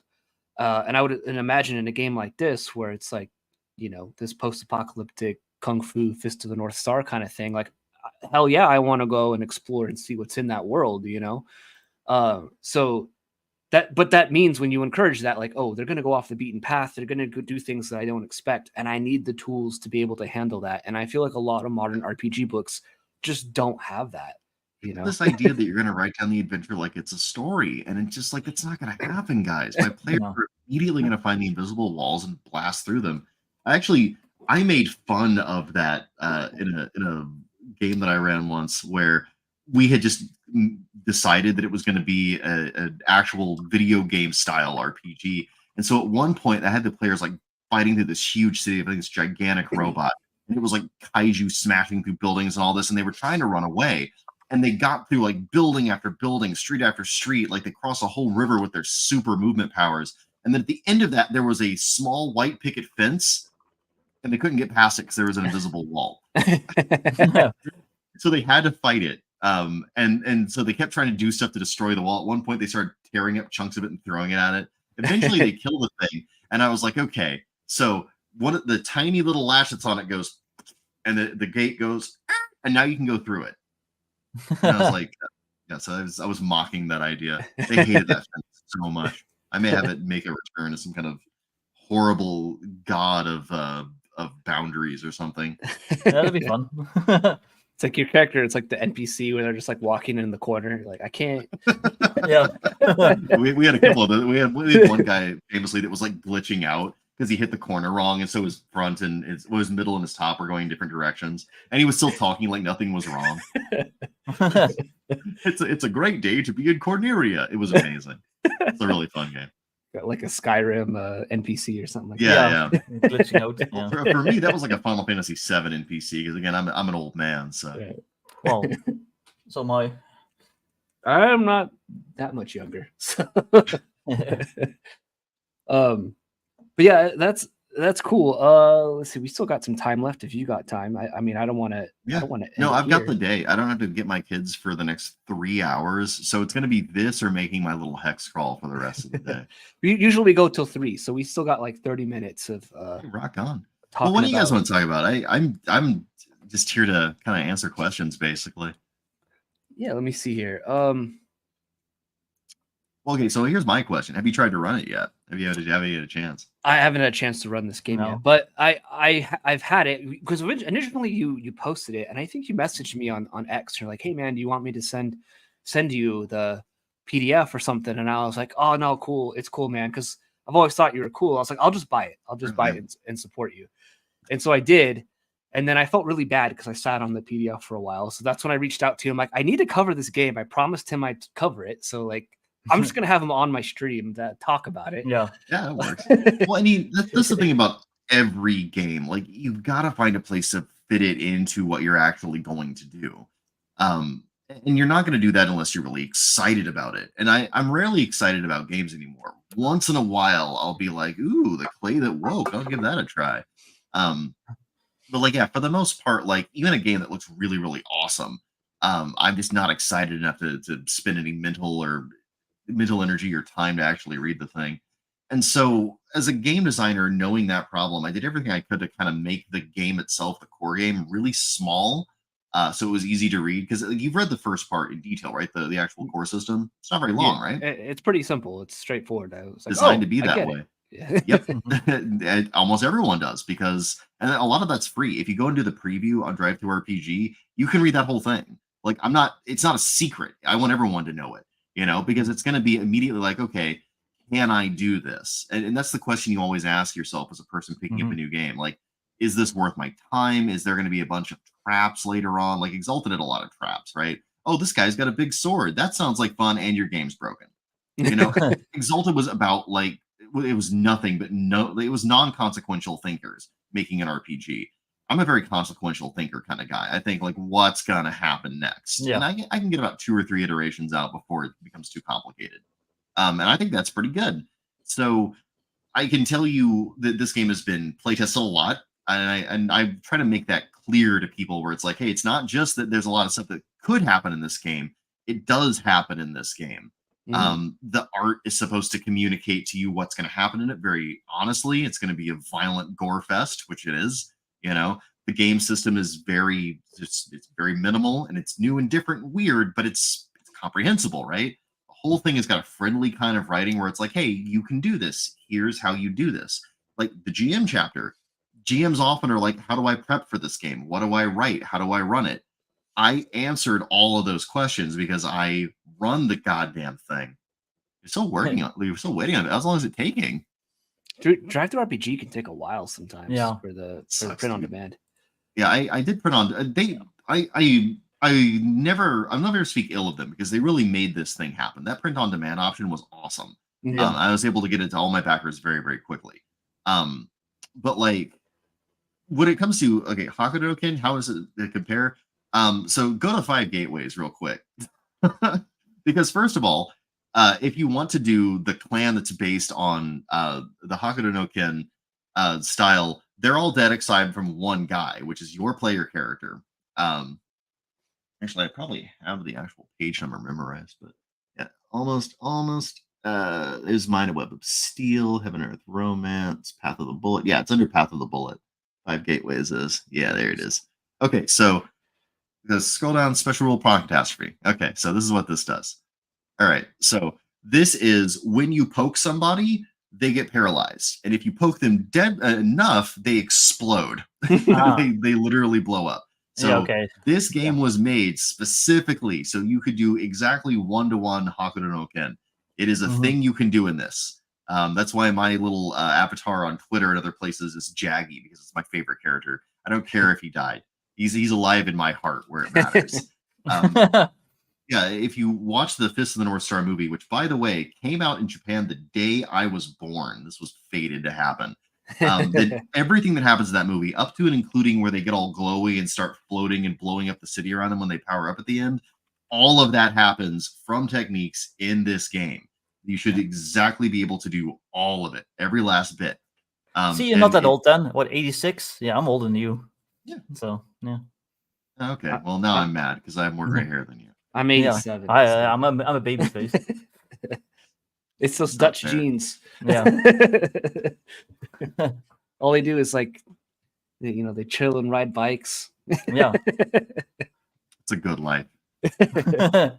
All right, but yeah, so if you want to do Hakudo no Ken, you can do that. You could also do all of Trigun, all of Demon City Shinjuku, almost all of Vampire Hunter D Bloodlines. Nice, yeah. The next supplement's going to let you do Armitage the Third. I think of other animes that I've blatantly stole the entirety of them and put them into this game one for one. I even got the Sand Mantas from Vampire Hunter D Bloodlines, for the record. I don't have vampires in so much. So you are missing vampires. You can't do Dom Peels. You can do a lot of the other stuff. I really wanted to make Ajagava Prayer. Okay, so that one, remember in Trigun when Vash's hand turns into the giant like super cannon, he blows up the moon. Boom! Yeah. I literally have moon cracking beam right there, guys. He's a plant somehow. Because he's a plant somehow. Yeah. Which again, I really like that because the Alchemicals and Exalted do that kind of thing too, where they're artificial beings, but they have like a real soul kind of. And again, I'm stealing that for Acid and Steel, which is the next Kickstarter. The thing about Exalted is one of the things, my biggest complaint about Exalted by a wide margin isn't that it's an unplayable mess. I knew that already. It's White Wolf.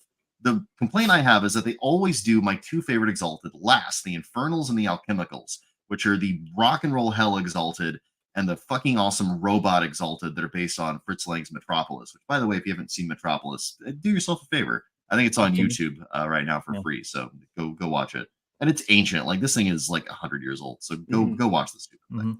But like, they always put them at the last. For some reason, the line is dying, and then they're like, "Oh, put in the cool robots and the rock and roll demon guys." No, I'm gonna lead with that. First big supplement, first hardback supplement is gonna be demon, like rock and roll demon dudes and fucking cool ass robot guys. Get ready for it. Acid and Steel, baby. Well, when is so you're gonna do a Kickstarter for that one? Absolutely. I'm doing a hex scroll right now. I want to get out, and then I'm going to get back to writing it. I have learned my lesson with my previous Kickstarter. The writing will be done prior to the Kickstarter beginning. I didn't do that last time. I was like, oh, I've got the core system and a few styles. That should be enough. There certainly won't be 5 years later it's done. So we're not doing that again. I'm doing the writing first. There are going to be 7 Demon Kings called the Ashura. I have gotten 1 and almost 2 of them written. So there's 5 more of those guys to do. And then there's going to be a section on robots, which is going to have, I want to say 3 big nations in there, all of which are going to have their own styles. There's only going to be one kind of robot you can be, but you can also be a person that turns into a robot, is my thinking. So I've got none of that written yet. I've got a couple of ideas, and it's in a really early stage. So I don't have an ETA on it exactly yet, and I don't want to give out an ETA until it looks like it's about on the horizon. But it's the next big Kickstarter coming up. I hope to have it done last April. So hopefully it'll be done before too much longer, and I'll be able to kickstart this stuff. Oh yeah, Godbound. I know about Godbound. I actually really like that one. I've never actually given it a chance to play it a lot. But that's a good. I've got my 3rd edition book still. I've got the PDF for that. I left the actual physical Bible back in Missouri, but okay, I'll give that a try. Although again, I've got my game now, so why wouldn't I just run a Lone Wolf Fist? It's in hardback. I can run it wherever I want. Well, yeah, I'm always like, I always love to see creators that are excited about their own games and want to run their own games. Yeah, like, be the point if you. I can't imagine spending 5 years of your life designing a game, being like, "Oh, it sucks. I don't want to play it." Fuck that. No way. I've been trying to talk people up here into running it. They're real 5th ed people, but I'm slowly winning them over. So we will see. My New Year's resolution this year was to only run my own games, and nice. I haven't gotten around to it yet. But mostly because my player groups keep dying. Well, they're just not like physically dying. I mean, like, they kill someone. They, yeah. No, I mean, like, stuff keeps coming up. But yeah. But that's I was saying that just to answer your previous question. Like, hey, did you actually run this? I'm like, no, I'm only running my own shit if I can. Hey, fair enough, man. I can respect that hustle. Yeah. I would run this as a one shot. Would this work well as a one shot? 100%. It's lived a lot of one shots so far. Because the life of a young game is that it begins as, oh, let's try this out. Let's do a one shot. What I find is that I kind of want to hook them with the deeper parts of the game. The reason I wrote the lore as deep as I did, the reason I did the whole bestiary and all that stuff was because you want that one shot to be a thing where the players are like, hey, let's run that again next week. Let's keep doing that next week. So you sort of want to make sure it's big enough and there's enough you can bite off of it that you kind of leave.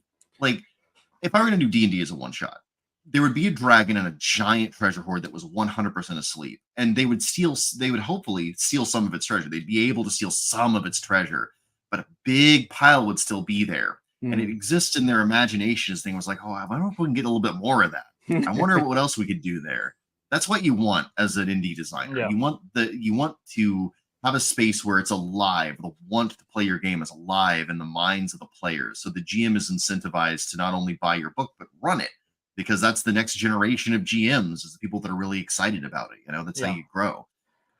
So I prefer one-shots that give the characters the potential to come back, and maybe other one-shots with those same characters. I don't really like when it's like a literal one-shot where it's like, oh, you're trapped in a haunted house and you're all going to die. It's like, well, those characters are never going to come back then. And they're probably never gonna go remotely near a haunted house again. So you're not even doing what happens in the game, because all the characters wind up dead at the end. A campaign is supposed to be multiple not dying sessions.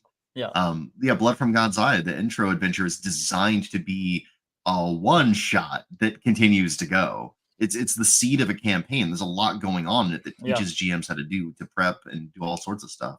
I think when you design a game specifically for one shots, you're kind of shooting yourself in the foot, I think, as an indie designer. But when you design a game that will you can do one shots with, you're not shooting yourself in the foot.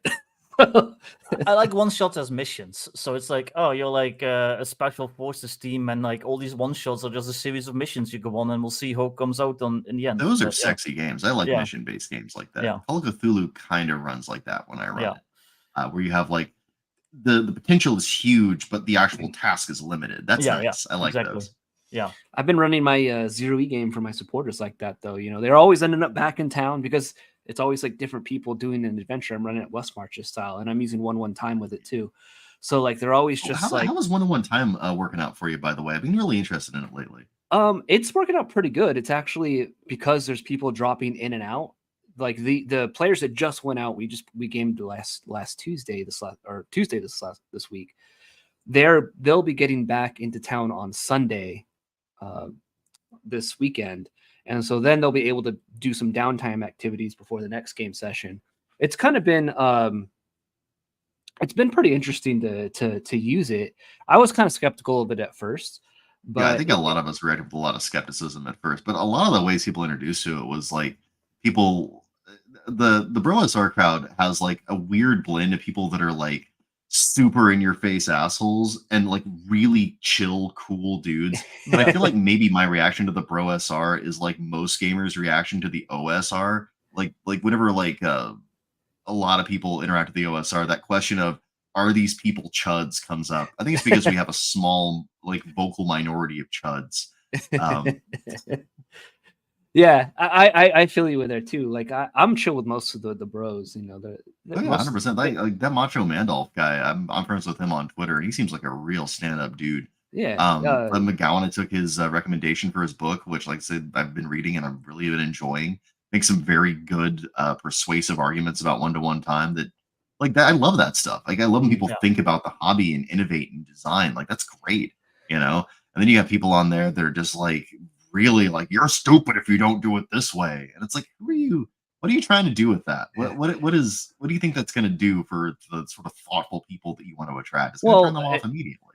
And to be fair, like there's a lot of people that don't like the bros, and they're just as annoying and obnoxious as the loud, annoying bros. It's gotten to the point that even if you remotely like anything that the bros like, you automatically bros are, according to some people. Yeah, I think that's maybe why I'm getting the whole "is he a chud?" question mark. Yeah, it's like, oh, that one time. I don't know. Like, I don't want to be the guy that's like, Hitler had some good ideas.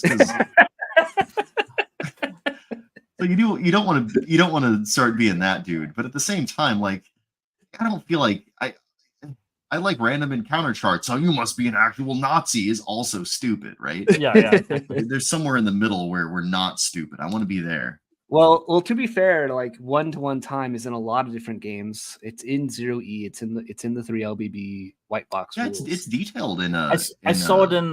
So good. Oh, and in AD&D, like Gygax is like really big on like making certain that you're using. The method he describes isn't exactly the 1-to-1 time in McGowan's book, but it's something that's clearly very similar. And it's clearly there's a version of it in way. Top Secret. I was reading Top Secret the other day, which is like a 1980 TSR game about like spice and stuff, like Cold War spice, and it has a version of 1-on-1 time in it.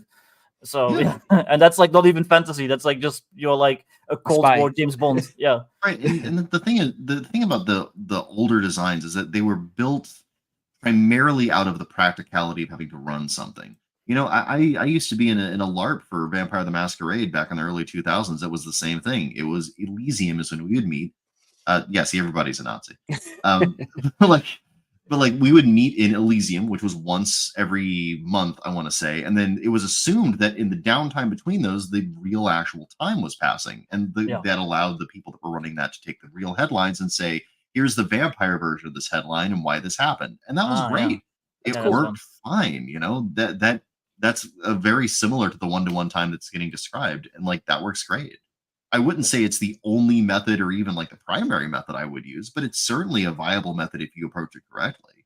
I have like I said, I have a lot of people dropping in and out of the game, and so I have to end in town because I can't have them take what a lot of people call dungeon naps. So I can't have them. They would never heard from again. I can't have them taking dungeon naps, so they gotta end back in town, and it's been cool though, because it's like there's a group of adventurers now in this little town of Black Tree, and they're going out and they're doing stuff, and let's go check out over here. It's been a lot of fun. So yeah.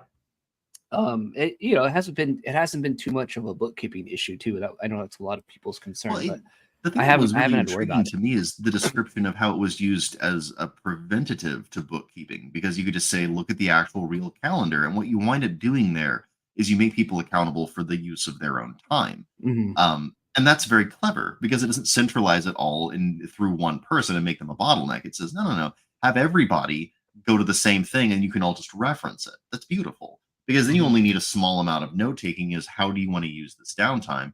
And then the next time you actually run, you know where everyone is. So it kind of resolves itself because there's a method that's universally referenceable by everyone. That's nifty. Now you don't have to slavishly connect it to a calendar either. I think that when I first encountered it, that was the assumption that I made. But you don't have to. You can jump it back and forth as you want to, and then recorrect. There's all these little tricks you can do with it. Again, McGowan does a great job of describing it. So I want to read that and actually understand the technique a little better before I start blabbing about it. But I don't know. It's definitely more robust than I thought it was. A lot of people misunderstand it because they think that you use one-on-one time in the session rather than in downtime. So they're like, oh, if I'm like walking for an hour, that means like an hour has to pass in real life. Like, yeah, it's like, no, that's not how it works. Right. You can be abstract within the day really easily, because you just say, okay, well, I'm not actually literally going to be playing from midnight to midnight during the day. I'm going to be playing for a couple of hours, so we can compress and abstract and stretch time as much as we want to within the window of us interacting with it in detail. And then in the non-interactive times, we can just say, just look at the calendar and then just move it forward. I think that it is best in that kind of LARP open table scenario where you've got like a troop style play. That seems to be what it's geared towards. But what a brilliant technique for that, Yeah, like this last game, they went back to the dungeon. They explored a lot. They explored a big area of the dungeon, and then came back to town. We calculated the time and the travel. It's like, oh, it took like you guys were in the dungeon for like 2 hours. And it took you like 5 days to go there and back. So it's like, okay, so this coming Sunday, you guys around noon will be getting back into town, and you can start doing downtime actions on Sunday afternoon, because that's when you'll be getting into town. And meanwhile, like all the other players that didn't go on that adventure, they can do all their downtime stuff in the meantime, even though they didn't get to join in the last session. They still get to participate in the world in the game. So they're trying to, I gotta go to adjudicate it soon, but they want to start like building defenses around the village and stuff like that. So it's like, okay, we got to start figuring out like how you guys want to start building defenses around the village so that kobolds don't attack anymore, and you can watch out for this vampire that's clearly preying on the little village. So it's fun. It kind of takes it and again, it's not super hard bookkeeping. I'm finding. Yeah, it doesn't sound like it. It sounds like it's really easy, and that all is very intuitive. It took you this long to do this, therefore this is how much time resource you have remaining until the next session. Super easy. See, I'm extra hardcore in my games. I run it as one-on-one bullets, so one-to-one damage. Yeah, so if you fire 5 times in the game, then I need you to go outside and fire 5 times in real life with your gun, and then we can continue. Well, yeah, 1-to-1 damage. Yeah. Yeah, that's the running joke on my Discord. The Fistiverse is the 1-to-1 damage thing. Yeah, like one of these days, that's how we're gonna wind up playing. I feel really bad about that because there's a lot of really high damaging attacks. I had an NPC can open a tank in a single attack, which nice. I forgot about a keyword I designed. When you make a rulebook this big, you'll sometimes just not even remember giant chunks of it. So I really thought they had this dude dead to rights because they had a tank on him from behind. But they blew up his tank, which it was manned by some of his men, instead of killing him. So we took the shock wave of the shell hitting instead of the shell itself. So he turns around and takes his big old magical axe. I'm like, okay, well, he probably tried to hit the tank, but I don't know if he can open it up. But I looked at it and I'm like, wait a minute. I've got the destructive keyword here. What that does is it just increases the rank of your attack by 1 against inanimate objects or vehicles. And he got a 7. I think it was armor 8. So it was just enough to crack it open. I was like, oh dear, that's not good. So yeah, your That's tank fun, is though. destroyed, and now the guy that Yeah. can kill a tank is about to fight you. So good luck with that. That's very anime, though. It was super anime, yeah. That I mean, sounds like fun that. though. That particular move is based on the kick-ass neon pink devil beams that Revi Ra can shoot in a Demon City Shinjuku, which dear God, I actually 1-for-1 did that too. Okay, 1-to-1 anime. That's my design principle. 1-to-1 anime. Because like he had different sized beams in that one. When he first starts, he has a little beam that he can eviscerate you with it or cut your limbs off, which is what the level 1 beam in my game does. But at the end, he shoots one that bisects the city, which is what the most powerful one does in my game. I can't believe I did that. Wow. Yeah, well. Hey, you take solace in that in 0E, Gary Gygax just made Deserts Barsoom. There's just John Carter Mars. So like Yeah. Did he? yeah, Man, I gotta check that shit out. I love Barsoom. It's just straight up. You go in the desert in your D&D game, and it's just Barsoom. There's Martians, there's Starks, there's all kinds of stuff. It's just Barsoom. So I do take solace in that. Also, now I got to check out those encounter charts. That sounds awesome. I was gonna ask real quick. So, you did a lot of White Wolf stuff. Have you ever checked out the White Wolf Street Fighter game? Oh yeah. I definitely, I actually have a PDF of that. Sitting Yeah, on my, I have it too, and it's actually yeah, really cool for like hardback is martial hard, arts but- like campaigns. It's actually really cool. Well, yeah, and their design methodology is pretty brilliant too, because you have the characters and then you have their powers. It's the precursor to Exalted First Edition, and that method is really intuitive for players because it's like, here's my dude and what he's about, and here's their powers, and you can kind of Lego build them together. And it's really approachable and it's open, so you can make a lot of different stuff in it, and it's a brilliant way of designing because you're always kind of limiting what you're going to design into a concrete chunk of usability at the table. It's similar to the whole spell lists, but because every character gets access to it, it's got this more universal way of doing things. I find most martial arts games eventually distill into that, like the core powers of your character and then what moves you have. So yeah, and the actual playing of that game is really good too. It's kind of I don't think they spell it out, but it's kind of supposed to be on a hex grid. And so your distance from the enemy and how you move in it actually is a really important part of how you approach fighting in the game. And it's really fun. It's surprisingly well balanced and good. I mean, like, I haven't played a ton of it. I'm sure at one point it would go White Wolfy on me, and it would break in an unexpected and unsatisfying way. But I don't know. I think it's one that was overlooked at the time, and I think it deserves a critical evaluation because it really does have a lot going for it. Well, before in the pre-stream before we went live, you kind of mentioned, I think, like maybe doing kind of like a toned down version of like these rules at some point. If you do, I think you should kind of do like kind of like a Streets of Rage or like Double Dragon type thing, because that's my jam. Like I want to just be like some dude who just starts in the bar and you're just beating up bikers, and then because your girlfriend is kidnapped by like the kingpin of the city, and you're just like. You start in this biker bar, and then you're just like going through all the levels, and you're like fighting like ninjas at some point for some reason. Oh, yeah. And like, yeah. I strongly recommend Neon Lords of the Toxic Wasteland for that, by the way. They're doing a really good job making that kind of game. But like, I've heard of that one, yeah. Yeah. Tian Shang Streets of Fury might have to happen. It'll probably be a little softback, like a little thing. Because I've been noticing this lately in my design. I can get a lot of mileage out of the lower powered techniques because I tiered them. Everything up through expert really doesn't break the game beyond that kind of like Streets of Rage level stuff, So there's a lot of design space that kind of got neglected because, again, David Ramirez, the guy who was initially co-designing this with me, was really big on, I want the starting characters to be stronger, and they became very powerful. Like the starting characters in this game have, I want to say, 4 techniques that require the cost of prana, and that's pretty powerful. That's like almost like making a character base out of their really powerful special moves, and they can really, like, again, I am one crack a tank in half, so like you can fist fight a tank level 1 in this one. I wouldn't call it an even fight. The tank definitely has home field advantage with the tank cannon, but you could reasonably, as a starting character, you could fist fight a tank and you have a reasonable chance of winning. That's pretty powerful. Like, so there's this untapped design space because this is a game where you could start like as a person if you really wanted to, which just has one effort die and no kung fu.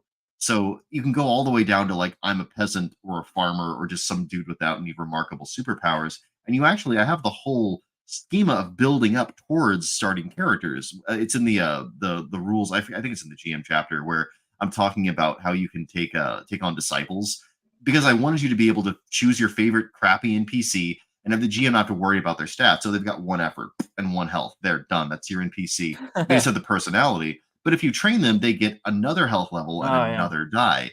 And they get a kung fu move. And as you continue training them, they get more. And eventually they become as powerful as you. And the relationship you have with your students is the same, like the inverse of the relationship that your character will have with any masters that they take on, where they're just a more powerful future version of you, basically, with a different set of moves. You learn their moves by becoming their student and doing what they want you to do, and they teach you kung fu as that other part of the reciprocation of the relationship. So it's all player facing though. You can do any of that. So there's all this design space where you technically can't start there from the rules of the game, but you kind of can because the rules of the game do allow it if you decide to put it that way. So it'd be really easy for me to make a supplement where it's like, what if you were a little weaker when you started? Yeah, you're just like a dude in a bikeable. It sounds like you could do like Dungeon Crawl Classics, like the funnel of the level 0. You could definitely do a funnel with this.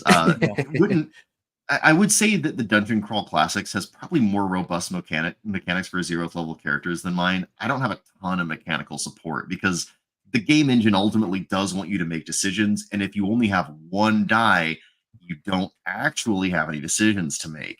So it could kind of suck if you are at the lowest tier of power. However, the one that's right above that, where you have 2 dice, that's a little more playable.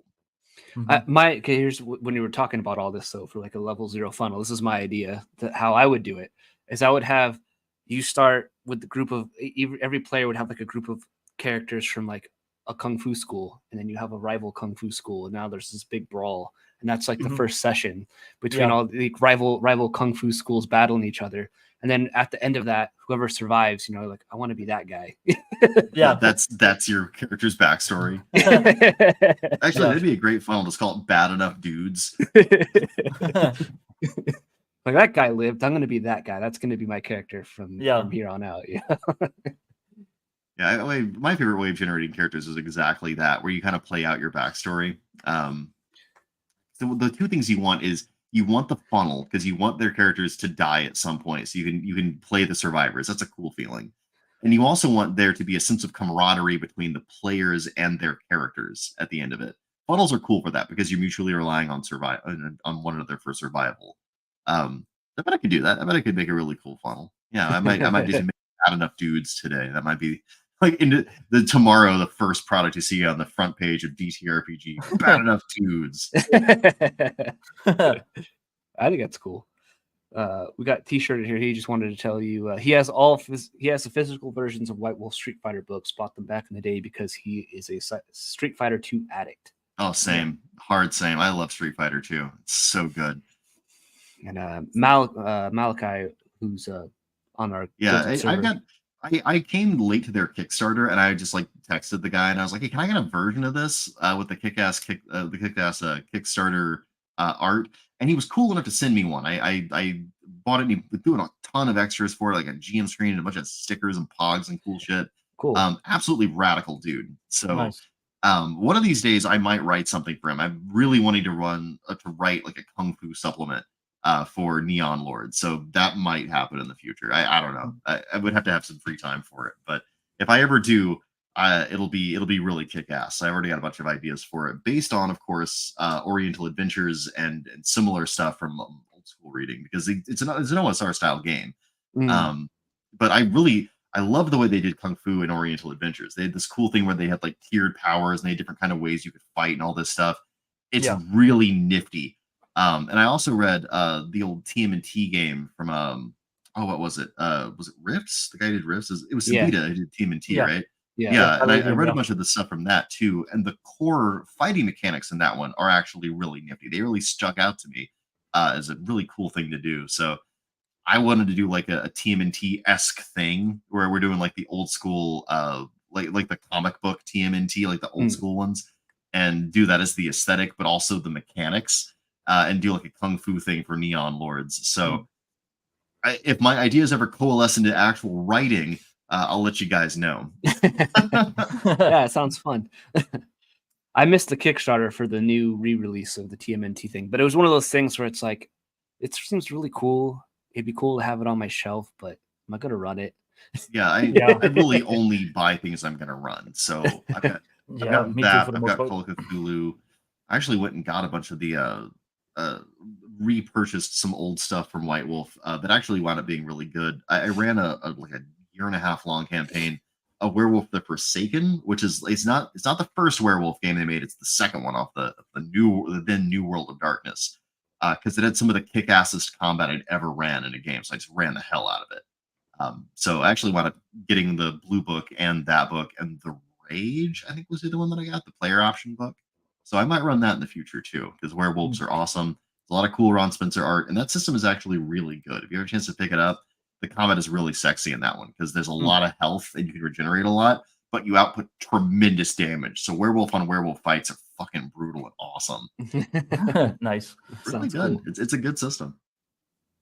Well, we're getting to the 2-hour mark here, or a little We should beyond probably it. wrap this up. But I've enjoyed having you on. I wanted to, any last thing you want to point people towards? I have the link to Lone Wolf Fists in the link description. It is also in the chat. If you guys are watching or watching later, when you watch the replay of the chat, you can scroll up and get that, or again, get it in the description. Check it out. But is there any final any Final words you want? Yeah, I mean, I do want to plug. I ran part of Blood from God's Eye, which is the intro adventure for Mildred and his crew. So that's something that's up. So if you have any questions about like how the system actually works in practice, that actually will answer a lot of them. You can kind of see, because if you get Blood from God's Eye, which is pay what you want, you don't have to give me any money for it. The whole core system's in there, and this big adventure and pre-made characters. It's really GM friendly. And if you're looking at the stuff and you're like, how do I turn this into something I can use at the game? Well, I do. So if you really want to try to start your hand at running the game, check out that stream. It's like I say, it's on YouTube under Mildred's channel. I forget exactly where it is. But it's just look for Lone Wolf Fist. It's one of the first results. And then if you just want a free intro adventure thing that gives you all of the rules, basically all the core rules, Blood from God's Eye. I recently revitalized it, although I did foolishly leave a bunch of page numbers on one of the last parts of it instead of editing those out. It is otherwise complete and very well edited and such like, so very usable. So I'll point people to that because as much as I want to take money from people, I really do. I love making money. Thank you whenever you pay me. What I want is for people to have a reason to give me money. The reason I want them to be excited about getting a hardback of Lone Wolf Fist, and to do that, I'll give you a lot of free stuff. The GM screen's really cheap. It's $1. Give me $1 for that one. And then give me no money and get Blood from God's Eye, because I want you to think about it and enjoy it. It should be something that does excite you because it's Kung Fu in the post-apocalypse. It's a really robust system that is really player favoring, but not, it's still deadly for them and it's consequential. Like, that's what I want. I want that mental real estate. So go get free stuff, folks. On me. I busted my ass for it. Go enjoy it. Blood from God's Eye. And if you really love it and it really speaks to you, your players are asking for more, hey man, the hardback's available, print on demand. Let me see if I can find it, because I'd love to link that to people. I got it. Let me see. Here's the Game Master screen. I'll throw it in chat here. There it is. Yeah, it's Cloister of the Dice. Yeah, Blood from God's Eye. That's the Mildred one. Here we go. I think one of the early results is a dead link. I think I put it up and then it see, what is this all about? I'm sure this actually exists. Drive Through RPG has been a little bit weird with this stuff recently. I used to have the legacy view of all the stuff, and now I don't, and it's I've got the new view now. Let me put it in chat here for everybody. Boop. Yeah, there it is. Oh, I see it here. Been sitting still for 2 hours. I'm getting stiff. I actually this was the week that I began doing very light strength training. I really fell off a horse really bad with exercising, Same. so I started going into to doing calorie counting so I can kind of keep myself accountable. And I realized I was eating like 3,500 calories a day, and I was packing on weight. So I'm like, okay, I gotta fix this. So I slowly changed my diet, so I'm down to less than 3,000, usually around 2,800 to 2,400, 2,800, which is really decent for my general size and shape. And I'm not losing a ton. I'm losing a little bit of weight because dieting is like half of the equation, right? But now I've been doing that for 2 months, and now I'm slowly starting to exercise again. So I'm just trying to build those habits up. But I'm still really stiff if I sit still for too long. So because I just started, so I can feel that DOMS just like gnawing at the edge of all my muscles. And I'm like, That's good though. Whenever I do strength training really seriously, that DOMS on the second day hits hard, and I really got to hydrate to get rid of it. So, so I kind of know what my body does whenever I actually hit it really hard. But I want to be like ripped and in great shape because like my avatar is like I made sure the artist made him super like Macho Man Randy Savage muscular. And that's probably unrealistic, but I want to be as close to that as possible if I ever hit the con circuit, so I can like have that jaggy helmet and just like be in character the whole time. Hey, Lone Wolf Fist, children. Like that'd be a lot of fun. Kill myself a sawed off shotgun full of dice. Like that's how I roll. Is I just pull the trigger.